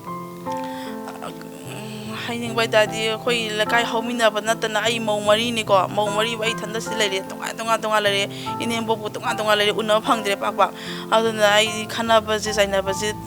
ꯇꯧꯍꯟꯅꯤꯡꯗ꯭ꯔꯦ ꯑꯗꯨ ꯃꯐꯝꯗ ꯑꯃꯨꯛ ꯍꯟꯅ ꯆꯨꯔꯆꯥꯟꯄꯨꯔꯗ ꯐꯖꯅ ꯅꯨꯡꯁꯤꯅꯅ ꯍꯟꯖꯤꯟꯕ ꯄꯥꯝꯃꯦ ꯅꯦꯅꯦꯒꯤ ꯃꯤꯡ ꯂꯩꯐꯝ ꯑꯝꯇ ꯇꯥꯛꯄꯤꯌꯨ ꯑꯩ ꯃꯤꯡ ꯆꯅꯝꯃꯝ ꯕꯤꯖꯦꯃꯂꯥ ꯇꯣꯔꯕꯨꯡꯗꯒꯤꯅꯤ ꯃꯐꯝ ꯑꯁꯤꯗ ꯃꯇꯧ ꯀꯔꯝꯅ ꯂꯥꯟꯖꯦꯟꯅꯔꯛꯈꯤꯕꯅꯣ ꯂꯥꯟꯖꯦꯟꯕ ꯍꯥꯏꯕꯁꯦ ꯑꯩꯈꯣꯏꯁꯦ ꯍꯧꯈꯤꯕ ꯇꯥꯡ 3 ꯃꯦꯒꯤꯗꯒꯤ ꯑꯗꯨꯝ ꯏꯔꯥꯡꯁꯦ ꯑꯩꯈꯣꯏꯒꯤ ꯇꯣꯔꯕꯨꯡꯗ ꯊꯣꯛꯈꯤꯕꯅꯦꯕ ꯑꯗꯨꯗꯒꯤ ꯏꯃꯥ ꯑꯅꯥꯕ ꯌꯥꯎꯕꯗꯨꯗ ꯁꯣꯝꯁꯤꯗ MLAꯅ ꯍꯥꯡꯉꯦ ꯁꯥꯔꯅ ꯍꯥꯡꯉꯦ ꯍꯥꯏꯕꯗꯒꯤ ꯑꯩꯈꯣꯏ ꯁꯣꯝꯗ ꯏꯃꯥ ꯑꯅꯥꯕ ꯌꯥꯎꯕꯅꯤꯅ ꯈꯨꯗꯣꯡꯆꯥꯕ ꯈꯔ ꯐꯪꯒꯗ꯭ꯔꯥꯅ ꯂꯥꯛꯈꯤꯕꯅꯤ ꯍꯧꯈꯤꯕ ꯃꯦꯒꯤ ꯇꯥꯡ 3ꯁꯦ ꯑꯩꯈꯣꯏꯒꯤ ꯇꯣꯔꯕꯨꯡꯁꯤꯗꯗꯤ ꯀꯜꯂꯦ ꯍꯥꯏꯕꯗꯤ ꯑꯩꯈꯣꯏꯒꯤ ꯍꯦꯛ ꯃꯃꯥꯡꯗ ꯑꯣꯏꯕꯅꯤꯅ ꯃꯣꯏ ꯑꯁꯣꯝꯗꯒꯤ ꯐꯨꯖꯜꯂꯛꯄꯗꯣ ꯑꯩꯈꯣꯏꯒꯤ ꯏꯆꯤꯟ ꯏꯅꯥꯎ ꯈꯔꯅ ꯉꯥꯛꯊꯣꯛꯅꯕ ꯍꯣꯠꯅꯖꯩ ꯑꯗꯨꯕꯨ ꯍꯣꯠꯅꯕ ꯉꯥꯛꯊꯣꯛꯄꯁꯤ ꯉꯝꯈꯤꯗꯧ ꯃꯣꯏ ꯃꯌꯥꯝ ꯃꯣꯏꯗꯤ ꯇꯌꯥꯔ ꯒ꯭ꯌꯥꯁꯁꯨ ꯀꯩ ꯂꯣꯏꯅ ꯀꯥꯞꯁꯤꯜꯂꯛꯄꯅꯤꯅ ꯑꯩꯈꯣꯏꯒꯤ ꯃꯥꯡꯗꯨꯗ ꯍꯦꯛ ꯗꯥꯏꯔꯦꯛ ꯂꯩꯔꯕꯅꯤꯅ ꯃꯣꯏꯁꯦ ꯏꯟꯅꯕ ꯌꯥꯕ ꯏꯟꯅꯔ ꯃꯇꯨꯡꯁꯤꯗꯀꯣ ꯃꯣꯏꯁꯦ ꯏꯟꯅꯕꯁꯤ ꯏꯟꯅꯩ ꯑꯗꯨꯒ ꯃꯣꯏꯒꯤ ꯄꯨꯂꯤꯁꯁꯤꯡꯗꯨꯅ ꯃꯣꯏꯗ ꯁꯄꯣꯔꯠ ꯄꯤꯔꯀꯥꯟꯗ ꯃꯇꯨꯡꯁꯤꯗ ꯁꯣꯝꯗ ꯆꯠꯈ꯭ꯔꯀꯥꯟꯗ ꯑꯩꯈꯣꯏꯒꯤ ꯌꯨꯝꯁꯦ ꯈꯣꯀꯥꯏꯕ ꯃꯥꯡꯁꯤꯗ ꯂꯣꯏꯅ ꯃꯦꯟ ꯔꯣꯗꯇ ꯂꯩꯕ ꯗꯨꯀꯥꯟ ꯀꯔꯤꯗꯒꯤ ꯂꯣꯏꯁꯤ ꯃꯣꯏꯅ ꯃꯩ ꯊꯥꯕ ꯍꯧꯔꯛꯑꯦ ꯊꯨꯒꯥꯏꯔꯒ ꯃꯩ ꯊꯥꯕ ꯍꯧꯔꯛꯏꯁꯦ ꯄꯨꯡ 2:30 ꯑꯗꯥꯏꯗꯒꯤ ꯍꯧꯔꯛꯑꯦ ꯑꯗꯨꯕꯨ ꯑꯩꯈꯣꯏꯗꯤ ꯃꯦꯟ ꯔꯣꯗ ꯃꯄꯥꯟꯗ ꯑꯗꯨꯝ ꯂꯩꯌꯦꯕ ꯌꯨꯝꯁꯦ ꯑꯗꯨꯅ ꯍꯧꯕꯗꯒꯤ ꯂꯣꯏꯐꯥꯎ ꯑꯩꯈꯣꯏꯁꯦ ꯀꯩꯁꯨ ꯇꯧꯔꯛꯑꯣꯏꯅ ꯑꯗꯨꯝ ꯌꯦꯡꯉ ꯂꯩꯕꯁꯤꯗ ꯑꯩꯈꯣꯏꯒꯤ ꯑꯗꯣꯝꯗ ꯃꯅꯤꯡ ꯂꯩꯔꯛꯁꯦ ꯑꯩꯈꯣꯏꯒ ꯃꯣꯏꯒꯁꯦ ꯊꯪꯅꯔꯒ ꯑꯗꯨꯝ ꯂꯩꯔꯦ ꯍꯥꯎꯁꯤꯒ ꯑꯩꯈꯣꯏꯗꯤ ꯂꯣꯟꯅꯔꯦ ꯍꯥꯏꯕ ꯂꯣꯟꯅꯕꯁꯤꯗ ꯀꯩꯁꯨ ꯇꯧꯔꯛꯑꯣꯏꯗ꯭ꯔꯥꯅ ꯑꯗꯨꯝ ꯂꯩ ꯑꯗꯨꯕꯨ ꯃꯣꯏ ꯃꯌꯥꯝꯅ ꯆꯪꯒꯦ ꯍꯣꯠꯅꯕꯗ ꯑꯩꯈꯣই ꯃꯌꯥꯝꯅ ꯊꯠꯂꯦ ꯁꯤꯗꯗꯤ ꯆꯪꯕꯤꯒꯅꯨ ꯅꯣꯏꯒꯤ ꯅꯠꯇꯕꯅꯤꯅ ꯁꯤꯗꯤ ꯑꯩꯈꯣꯏꯒꯤ ꯏꯔꯩꯀꯥꯏꯅꯤ ꯆꯪꯕꯤꯒꯅꯨꯅ ꯊꯠꯂꯦꯕ ꯊꯠꯄꯗꯒꯤ ꯃꯣꯏꯁꯦ ꯑꯗꯨꯝ ꯍꯦꯟꯖꯜꯂꯒ ꯃꯣꯏ ꯃꯌꯥꯝꯁꯤꯅ ꯃꯤꯒꯤ ꯌꯨꯝ ꯊꯨꯒꯥꯏꯕ ꯌꯥꯡꯈꯥꯏꯕꯁꯦ ꯍꯧꯔꯛꯑꯦ ꯃꯩ ꯊꯥꯕ ꯍꯧꯔꯛꯄꯗꯒꯤꯗꯤ ꯃꯤꯁꯦ ꯀꯥꯏꯗ ꯑꯩꯈꯣꯏ ꯏꯃꯨꯡꯁꯤꯗ ꯂꯣꯏꯅ ꯃꯤꯁꯦ ꯑꯌꯥꯝꯕ ꯂꯩꯕꯁꯤꯗ ꯃꯤꯁꯦ ꯍꯧꯔꯛꯄꯁꯤꯗ ꯑꯩꯈꯣꯏ ꯏꯃꯨꯡꯗ ꯂꯣꯏ ꯂꯩꯔꯝꯃꯦ ꯃꯩ ꯊꯥꯕ ꯍꯦꯟꯖꯜꯂꯛꯄꯗꯒꯤ ꯑꯩꯈꯣꯏꯁꯦ ꯃꯥꯒꯤ ꯂꯩꯐꯝ ꯊꯤꯅꯔꯛꯑꯒ ꯃꯅꯤꯡꯂꯣꯝꯗ ꯆꯦꯟꯅꯈ꯭ꯔꯦꯕ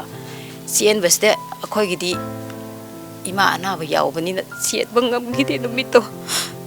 ꯃꯤ ꯂꯣꯏꯅ ꯈꯨꯟꯁꯦ ꯍꯧꯗꯅ ꯆꯦꯟꯈ꯭ꯔꯕꯅꯤ ꯏꯃꯥ ꯑꯅꯥꯕ ꯑꯁꯣꯟꯕꯤ ꯂꯩꯕꯅꯤꯅ ꯇꯟꯖꯥꯗꯨꯗ ꯒꯥꯔꯤꯁꯨ ꯂꯩꯇꯦ ꯌꯥꯝ ꯋꯥꯅ ꯄꯨꯔꯒ ꯄꯨꯏ ꯑꯍꯤꯡꯗꯨꯐꯥꯎꯗ ꯑꯩꯈꯣꯏꯁꯦ ꯌꯥꯝ ꯋꯥꯅ ꯑꯩꯈꯣꯏꯒꯤ ꯃꯃꯥꯡꯗꯨꯗ ꯂꯩ ꯏꯃꯥꯅꯦ ꯑꯩꯒꯤ ꯕꯕꯥꯒ ꯑꯩꯈꯣꯏꯒꯇ ꯂꯩꯀꯥꯏꯗꯨꯗ ꯃꯤ ꯑꯃꯅꯤ ꯂꯩꯕꯗꯣ ꯃꯣꯏꯁꯨ ꯂꯥꯟ ꯉꯥꯛꯅꯕꯅ ꯁꯣꯔꯣꯛꯂꯣꯝꯗ ꯂꯣꯏꯅ ꯂꯩ ꯅꯨꯃꯤꯠꯁꯤꯗꯩꯁꯤꯗ ꯀꯩꯅꯣꯒꯤ ꯀꯔꯤ ꯍꯥꯏꯒ ꯏꯊꯥꯏ ꯃꯆꯥ ꯑꯃꯁꯨ ꯃꯣꯏ ꯀꯥꯞꯅꯕꯗ ꯌꯥꯎꯔꯒ ꯑꯃ ꯁꯤꯈꯤꯕ ꯅꯨꯃꯤꯠꯁꯤꯗ ꯑꯗꯨ ꯇꯧꯗꯕꯅ ꯑꯍꯤꯡꯗꯨꯃ ꯋꯥꯅ ꯂꯦꯜꯂꯦ ꯏꯃꯥ ꯑꯁꯣꯟꯕꯤꯁꯦ ꯊꯥꯡꯉꯒ ꯑꯗꯨ ꯂꯣꯏꯔꯒ ꯅꯨꯃꯤꯠ ꯇꯥꯡ 4ꯒꯤꯁꯤꯗꯩꯗ ꯑꯩꯒꯤ ꯌꯨꯝꯁꯦ ꯃꯣꯏꯅ ꯃꯩ ꯊꯥꯕꯤꯈꯤꯕꯅꯦ ꯎꯅ ꯏꯃꯤꯁꯤꯗ ꯃꯣꯏ ꯃꯌꯥꯝ ꯆꯪꯗꯅ ꯋꯥꯏ ꯌꯥꯝ ꯅꯨꯡꯉꯥꯏꯇꯦ ꯃꯣꯏꯁꯤꯅ ꯐꯠꯇꯕꯁꯦ ꯌꯥꯝꯅ ꯐꯠꯇꯦ ꯌꯨꯝꯗꯨꯕꯨ ꯀꯜꯂꯗꯤ ꯈꯟꯗꯨꯅ ꯅꯨꯃꯤꯠꯁꯦ ꯑꯩ ꯐꯤꯕꯝ ꯌꯥꯝ ꯆꯥꯗꯅ ꯍꯥꯏꯗꯤ ड्रेस तो खंगराव खरा उपग लाए मोय अहुमसीना अहुमलक लाकने युमसे मै थाबा अदुबो अइनने कनबिगा अइ हकपियु अखोइदि लान यावजदेना हाइबनेबा हाइन मोय अहुमसी मोय मयामसिनने संबंध थुगाइतना मनिंगदगी ममांगदगी लोइन होसले अइ थान खक्ता युमसे ngaga लैयेबा नुमितुदि उचिनासिना मोयना थाखिदरे नुंगाल कांसिदने मोयना मै थारिजे इसाजु इथंतने इचा अमा सेमी नुपाजु लैजदे या वाना हिंजबने मिचिन कोन अमा लैरगा टेक टेक टे इचाबु योगनबु होनजबनी अदुबु ngasiदि इचाजु सेमबजु ngamdre यामना फिबम चादरे युमदा अमु हन हंजनबा फजना लैहनबा पामे थबकसे सिदजु सारजो किसना दुम अखोइगी फी सारोन सा तौहलगा दुम थंबिरी होय सिनबुदी मतेंग मतेंगबुदी ओरकनी अंगांग सेंबा हाबसे इचा बोर्डिंग दा थमगा को यामना केनो तौरगा होनजबने आई लैरगा होनजब नत्ते इचा दु इनाक थ लैरगादी आइना सेंबा ngamoroi हाइदुना माजे बोर्डिंग थमगा आई तौजबने पैसा थोक्तना आई इचा बोर्डिंग दा थमबा नत्ते याम खंदिदा यामना वाई हुजिकती यारगदी सरकारना सानबीरगा अखोइजे अखोइगी इफमदा अखोइगी लैफमदा फजना हंजनबिनबा सिनी पामजरीस आइगी मिंग सनम ओंदी संगीता कौल मफम लेबम न तोरबुंग सबन ममांगदगी फमसिदा मतौ करमना कमाइना लांजेनारखिबनो कोइगी मेगी तारीख अहुमदगी हौगिबा इरांग असिदा कोइजे याम चाउबा अमा थब इरांग अम थोलकपदुदगी अखोइजे कमाइ तौसिगेना खनरा सम लैबुदा हानगी थांजिंग थांतिंग हाबि मतांग थोखिबि इरांगदुदा अदमाइना अदुम अखोइसे अदुम हानगी मोंग अदुम फागिदरा खलगा अखोइसे मयाम सोरokta खनबा चैनबा तौबदो अखोइगी वापनसिदगी लेपगा अखोइसे सुम येंगबा कदौबा लैबा मतमसिदा अखोइगी इनाखिदा टियर ग्यास तारकपदुदगी अखोइसे हसिदि मोंग अमदि अखोइ अतोप मफम साफागदं फम चथो हौसी हाइदना अखोइसे स्माइल तरो थोला सुम चथोगा ममांगी जुम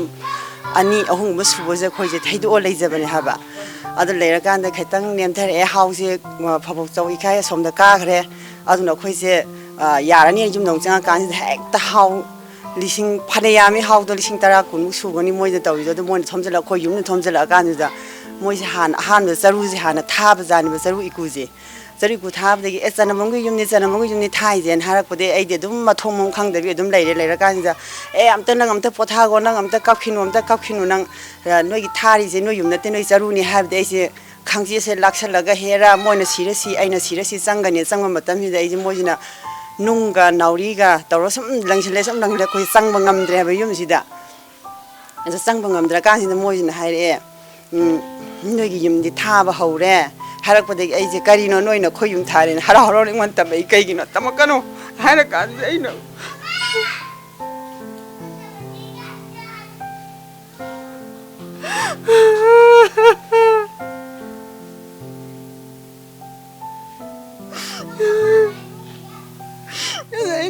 Maya mai gi yum jam ta kan biyo ayam ta khurum jege no no khong bai khurum jege yum jam ta kan biyo na hai ba matam je mayam na upai le ro ibe ma upai le ro sim harak padi ai di pathong maram khang na dum ai di lek thara ba jane ma lek thara kan ai gi nu pa dina ibe ma na chida le de nang ya ro nang chal ho ro na hai re na ayam ta thin biyo kai da na ayam ta hinje ge icha ni da u da ai si ba ta re na ai na hai ra ga dum lak ba ana ai icha dis da रियंदा थमेबा रियंदा थमबगी कनोगी इजा गैदुना मामा खोय मै थारे सुमब्रान हारे सुमेजा नोइदि लाकनो नोइना कनमंगा मोय लमदि लैरिबा चौसांग पुनमगनबो थवाइ हिंनबा जेन थोरो higher अबनिना मामा जु स्माने जुमम दै थोगले no लानो हाय 이장애들아 나가는 마마 윰좀 다 간지 마마 부부고 부부거나 와는 사자람 윰네 마마 좀 당니 간지 마마 나 ini satu mana lakan wara ini tu moja namna lanje ana moja gari wara ga ita da bi lakon matam adu bok to moi nambon da police na phai na ong to le ana kamai to de bai cha nok de ai si wara ai hing wara na ha ni cha ga i hai le adu matam de moi na hai le roi ne chat lo ha dai na hoi phare phare doi ta dei chat lage ne khong na dum chat pa ji da ai ise gi yum da ahan ba da sandong da thung ya ba 산동고 퉁어간 산동기 리겜시다 민살레 살라가 이시기다 타모롬 레이 레이비시다 이제 아이세 레이비다 행동만데 이사기 프리즈 혼방가 모이 렌기 아두 못탁다 레이터다나 이사도 세컨디다 민살레 11기 아두 꼭도가 모이드라 하이드나 이는 잘려도 허직쇼 무마지 코칭 타버수 ngam드레 아두 이사도 셀레이레 시다 아직부터 에겔라미네 아두 한두나 모이기 까리 모이기 따미도 진짜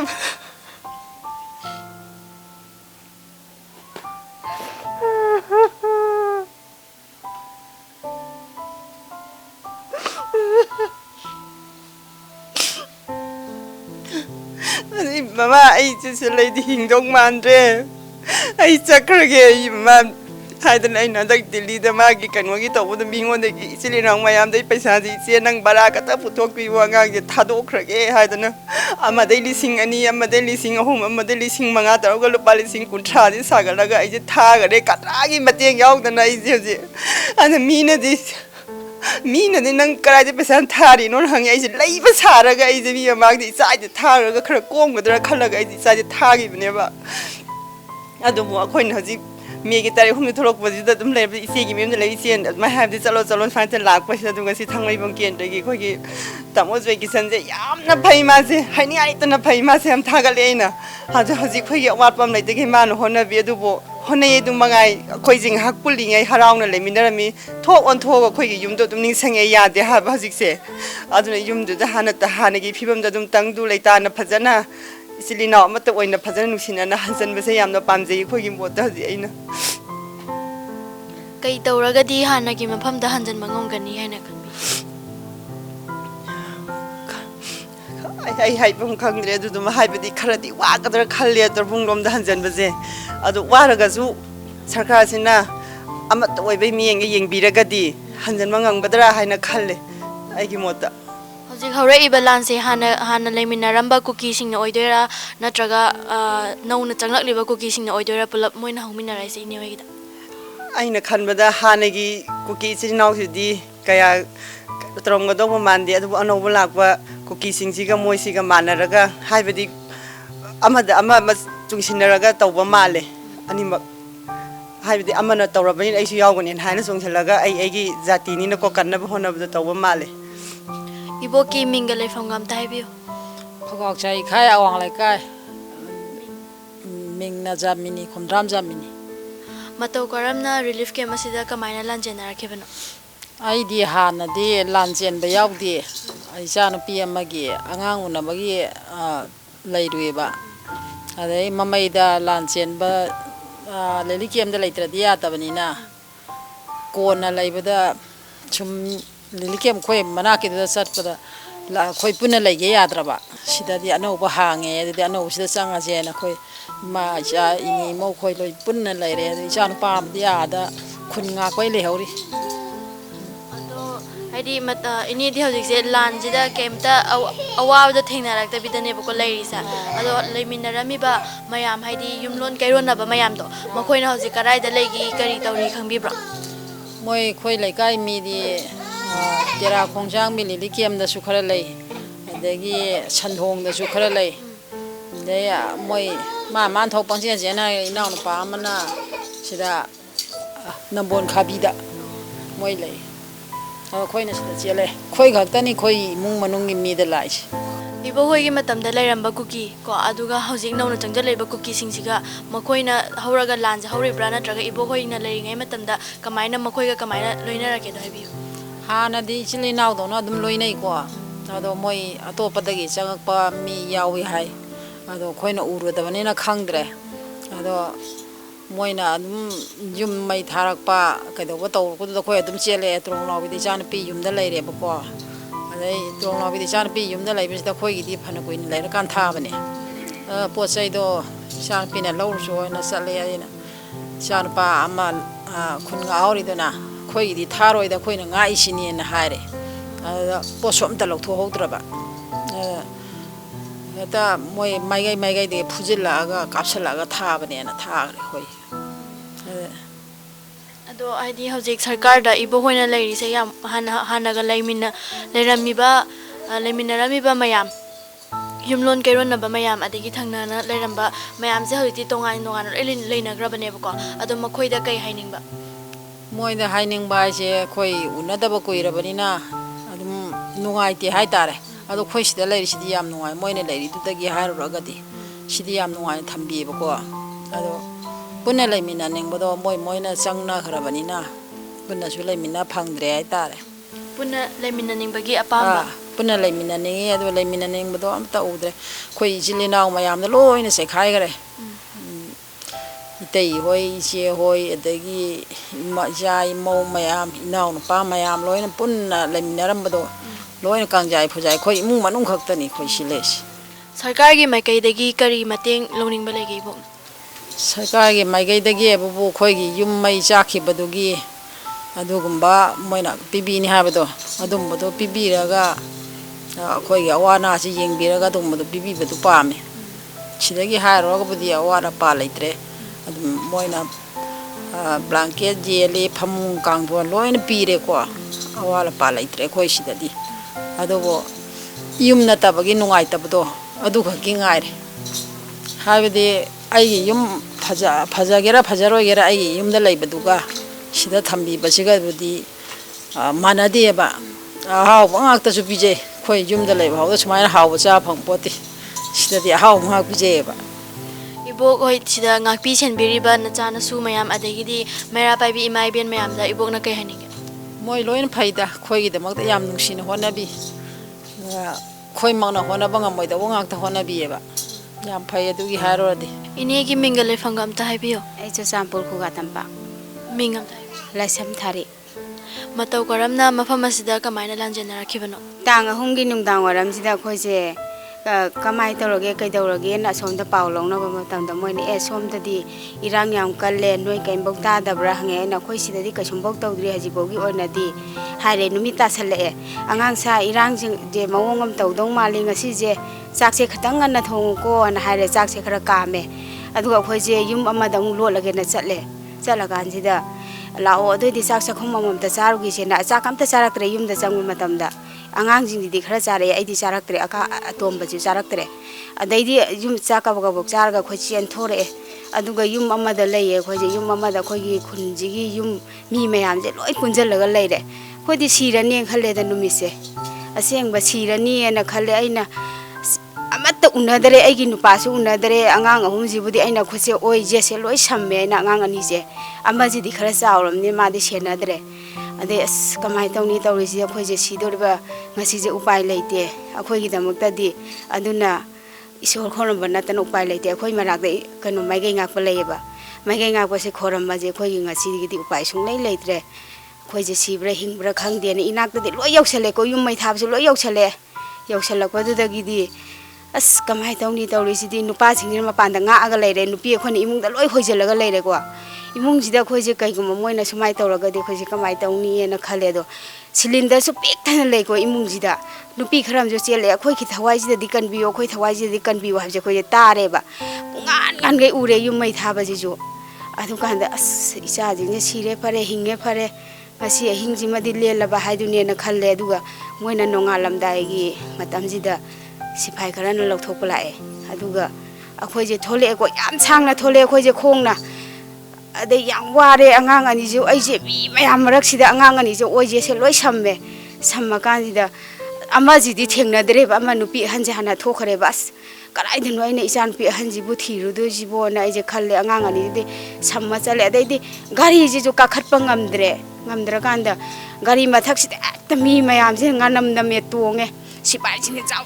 thuna chalo haire ba moje amambo do moi tosra se kapira kanda chalo thuna haire de gari manung ji da phambam bo lei banate isa jing je khut chu samba phang banate bek macha am chu yawe karai da thamdoi no bek se na khalle adai angang jing ji ga kamai tawni tawri ji gari ju chuk thau dre khoi je mi ji su mayam lei ba matam da gari je kamai tawni moi de ju nung thom je le ba khoi je gari da loi ka khala lei ra bani adu kan da nung thom je le adu kan da mai phe ma si di si ba tare karom chen do no tawri ji ti na khalle adai diaper to kai sakre kan da diaper su thi ba khang dre ba adu kan da konna da ka khala kan da thaura ga lai adu mai tor ga tuibongi army camp gira adu da pusalaga khoi je numit tare ni adu da lei yang wana lei numi humni je sa amta sa de isa jing je ising botan je khang de si ising botan je mot pe aba mo le ising botan bau lobom nei te khoi je yang wana lei re isa jing je yeng ka moi su sa ge ju hai de thake ju hai de dum moi se tar ga dum lei re khoi ju ahing tumak ta baga angang ji ji gi matau ji ga pot lei ge ha su khoi su leibam su leite paisa khara khutta cham chani yaw jaw ko no leiga da ju khoi je leibam leite ba adu su mapa da thiru su ha ju pot leibam amta leite karai de no leira pija doi je hai adu ga nung ni le kan da moina sa ge le adu mai tor ga sai che da hap ga sai bu kham ju leite adu ju henjang ju yaw bu na te khoi je kappe kari no khoi ji bu tawri si bo hai da na khallo kan da yang wana lele ida sipai gari si dagi akhoi je sat la ne na tho kan da diai da akhoi tong lai moi te di gari da loi ka khat khare aduga akhoi gari jina kwai last ta haure adu sipai jing da ju haye noi gari jina last ore jau chalo adan haye adu mai tor ka ne ju khang de kokta je gel ko matam da akhoi ji hingani ko akhoi gi thawai je na ne wakhan je asiam chau thoi morang yo pakan da khoi je loi na kapane moi mayam duna tawram badu u bakan da ko khoi yam kappe sengba moi na lupa sangwa piri sendan ju loi tat khare kai no manung da sendan ju loi tat pan sendan bo lei ni ngai pesa yaw de du moi lupa sangwa piri du na moi rang phaja da gi lei ban lei ro ga lupa sama pi ba ma lei ro ga si tuang ha ga lei chin yang wana lele khalu kan da pungning je yam nung chi ba akhoi di awa phi yam thiang na ra ba ni isa jing je ma bu choi da ngam dan si yaw bi le je yam phare na khalle wa kan ji de yam wai ji ka khalu kan da ko pungning yam nung si ba ne akhoi je yam wana ne si yaw dai je kok da yaw pa kan da hingani khalu ba da wa kan jam harau je gi ba akhoi gi ipa ju ima ju loi na yum mai sa e ho ji ai gi pomi na ba isi ju sa ai gi akhoi gi ne ha nam te isi ju hai ima ju kanam nei tre yang wan akhoi pa ho ju kok ta gi li ki am da lai to su ma sa nu pi na ju sampu da le ho mani na moi ju sat hok ngam ti moi ju kok ta da lai ha ye ba ko isa nu pi na ju sampu le ram nei jau rak ti akhoi sat khiroi na yang wan na khang ga le ram hon jam tau de ai ne isi ima akhoi karim ta sa ba phang de hai ba khan da moi ju yam nungai te khoi na pi mam ju leite kana da pi ga ni na hai isi hoina do ju moi phone tau rang ning tre ba khoi na yang wan ha len gi ba to phone tau ba kan da khoi na sa ba thak ba phang de isi angang ga isi ju yam chaning he hai ba kan de isi oina kamai tau ni na moi nukti gi phone tau re ina man na su tau re ipam ju loi cha kare dei di isi gi ju ai pomina ba isi ju akhoi sina hum khata ni loi chai ima ho ju akhoi da karim tak yeng am de akhoi su ima ho de yeng bang am de tonga loi lei nei isi na ma da ima ho na ma da loi lei he hoji do pukning yam nung si e khalo kan da makoi sing do tonga na loina leikhra bane ba ko ado ichena makoi da haidi punna lemina gisi haiba gumba karamba kari wahai phongdok ba lei ba moida khangde isi hoi ima hoi akhoi je punna leimina ba pame hoi pa ba du su yam son ba do ngarang chale ai adu paisa yaw da bane ai lupa sam khadang pilame wiring ai paisa lei adu ju ima da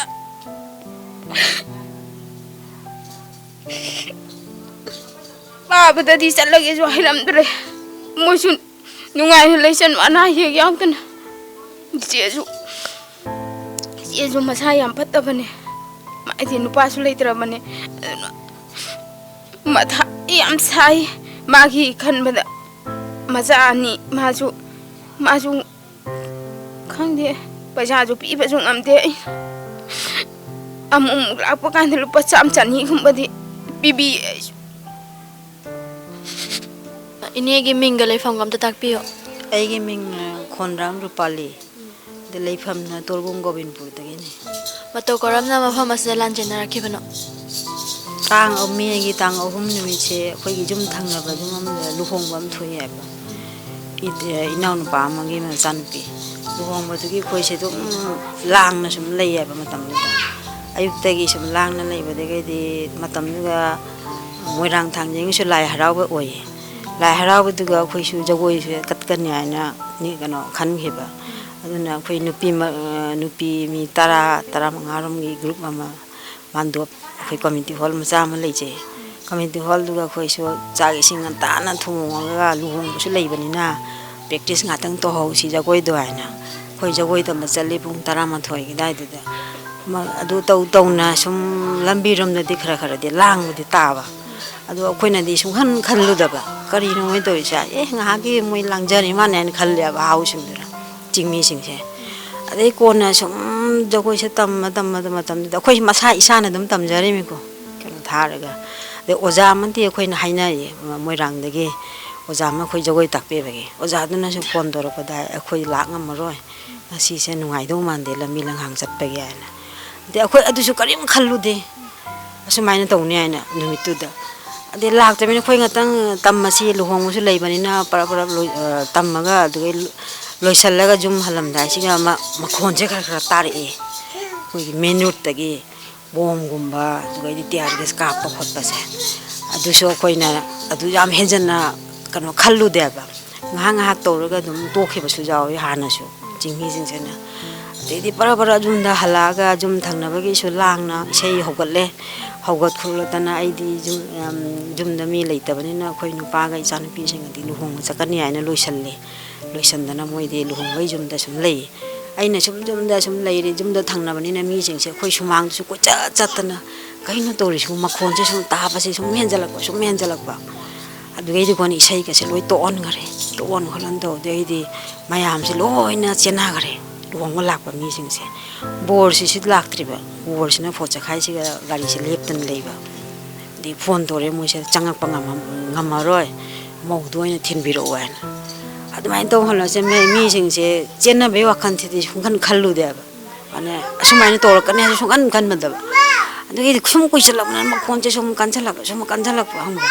adu main road the khoi tho de nu pa kang bu de tho ra ga hai se mi na pai ho re set mo ba dress ngata chena na ki moi ge peace relay challi ni de hai peace relay chapani na ka shu khoi de di khanan thi ba di ho ro ya sum khal le ga has ma si di henjale ko khoi siga leibadi jamna te chara roi sigana sorok lom ta khara mai se thaba hore ana pau se jau re phone to na bani dum khangna re ma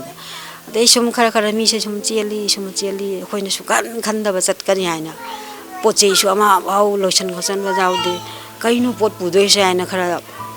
isagi passbook khara dugai de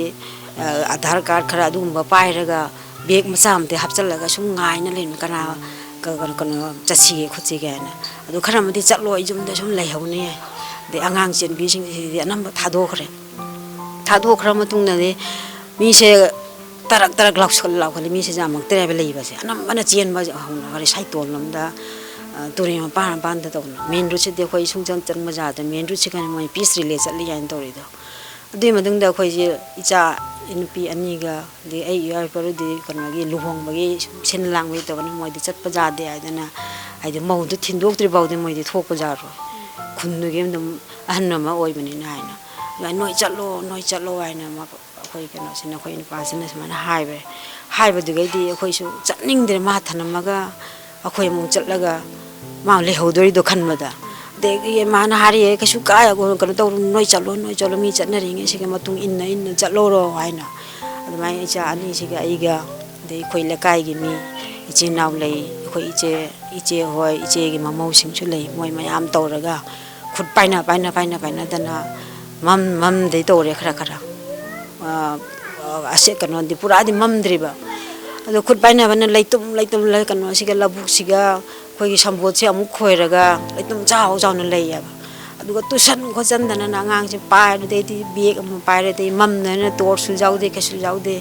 mobile jo kharama porakte mi se ta kari hani chenpham ga leite turian pa siga admai to chalaga akoi gi ina mama lei saiton da ina mana su phone tore nang noi da o mi di loi ni chele e noi khatang ai lakta ba la o ai na admai to na moi jum da thunga kan da akoi mayam si puna pulle khoi la kanu gi ichinaw mayam khoya khoi gi relative mayam sing do admai na pulna leiraga moina chak thungame charaga khoi di lekya ne khanjaba saiton se da leaga heyeng nungala ga di dum khajagi ni dai na adu khanba adu ga mo ham ni henjale torbung sigi lanje kanu se nungai ka pa si henjal mai tha ba se oi jum budi mai tha dri matam du da la kanu da lami ma pan singe dukan kan khoi isa gi dukan se phammi sorong panda adu mai tha khare adu mai tha gi ma tung gi ma pa sina ma le ho gi ni jeng gi kayam tha de hane ma di sum le ho re te khoi chak khedang rang charaga me mayam si kaino tori si bo si ga su lei ja ro saiton se smai na lei ja ro yaina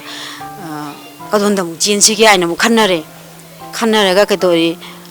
akhoina ma pa se phone je bang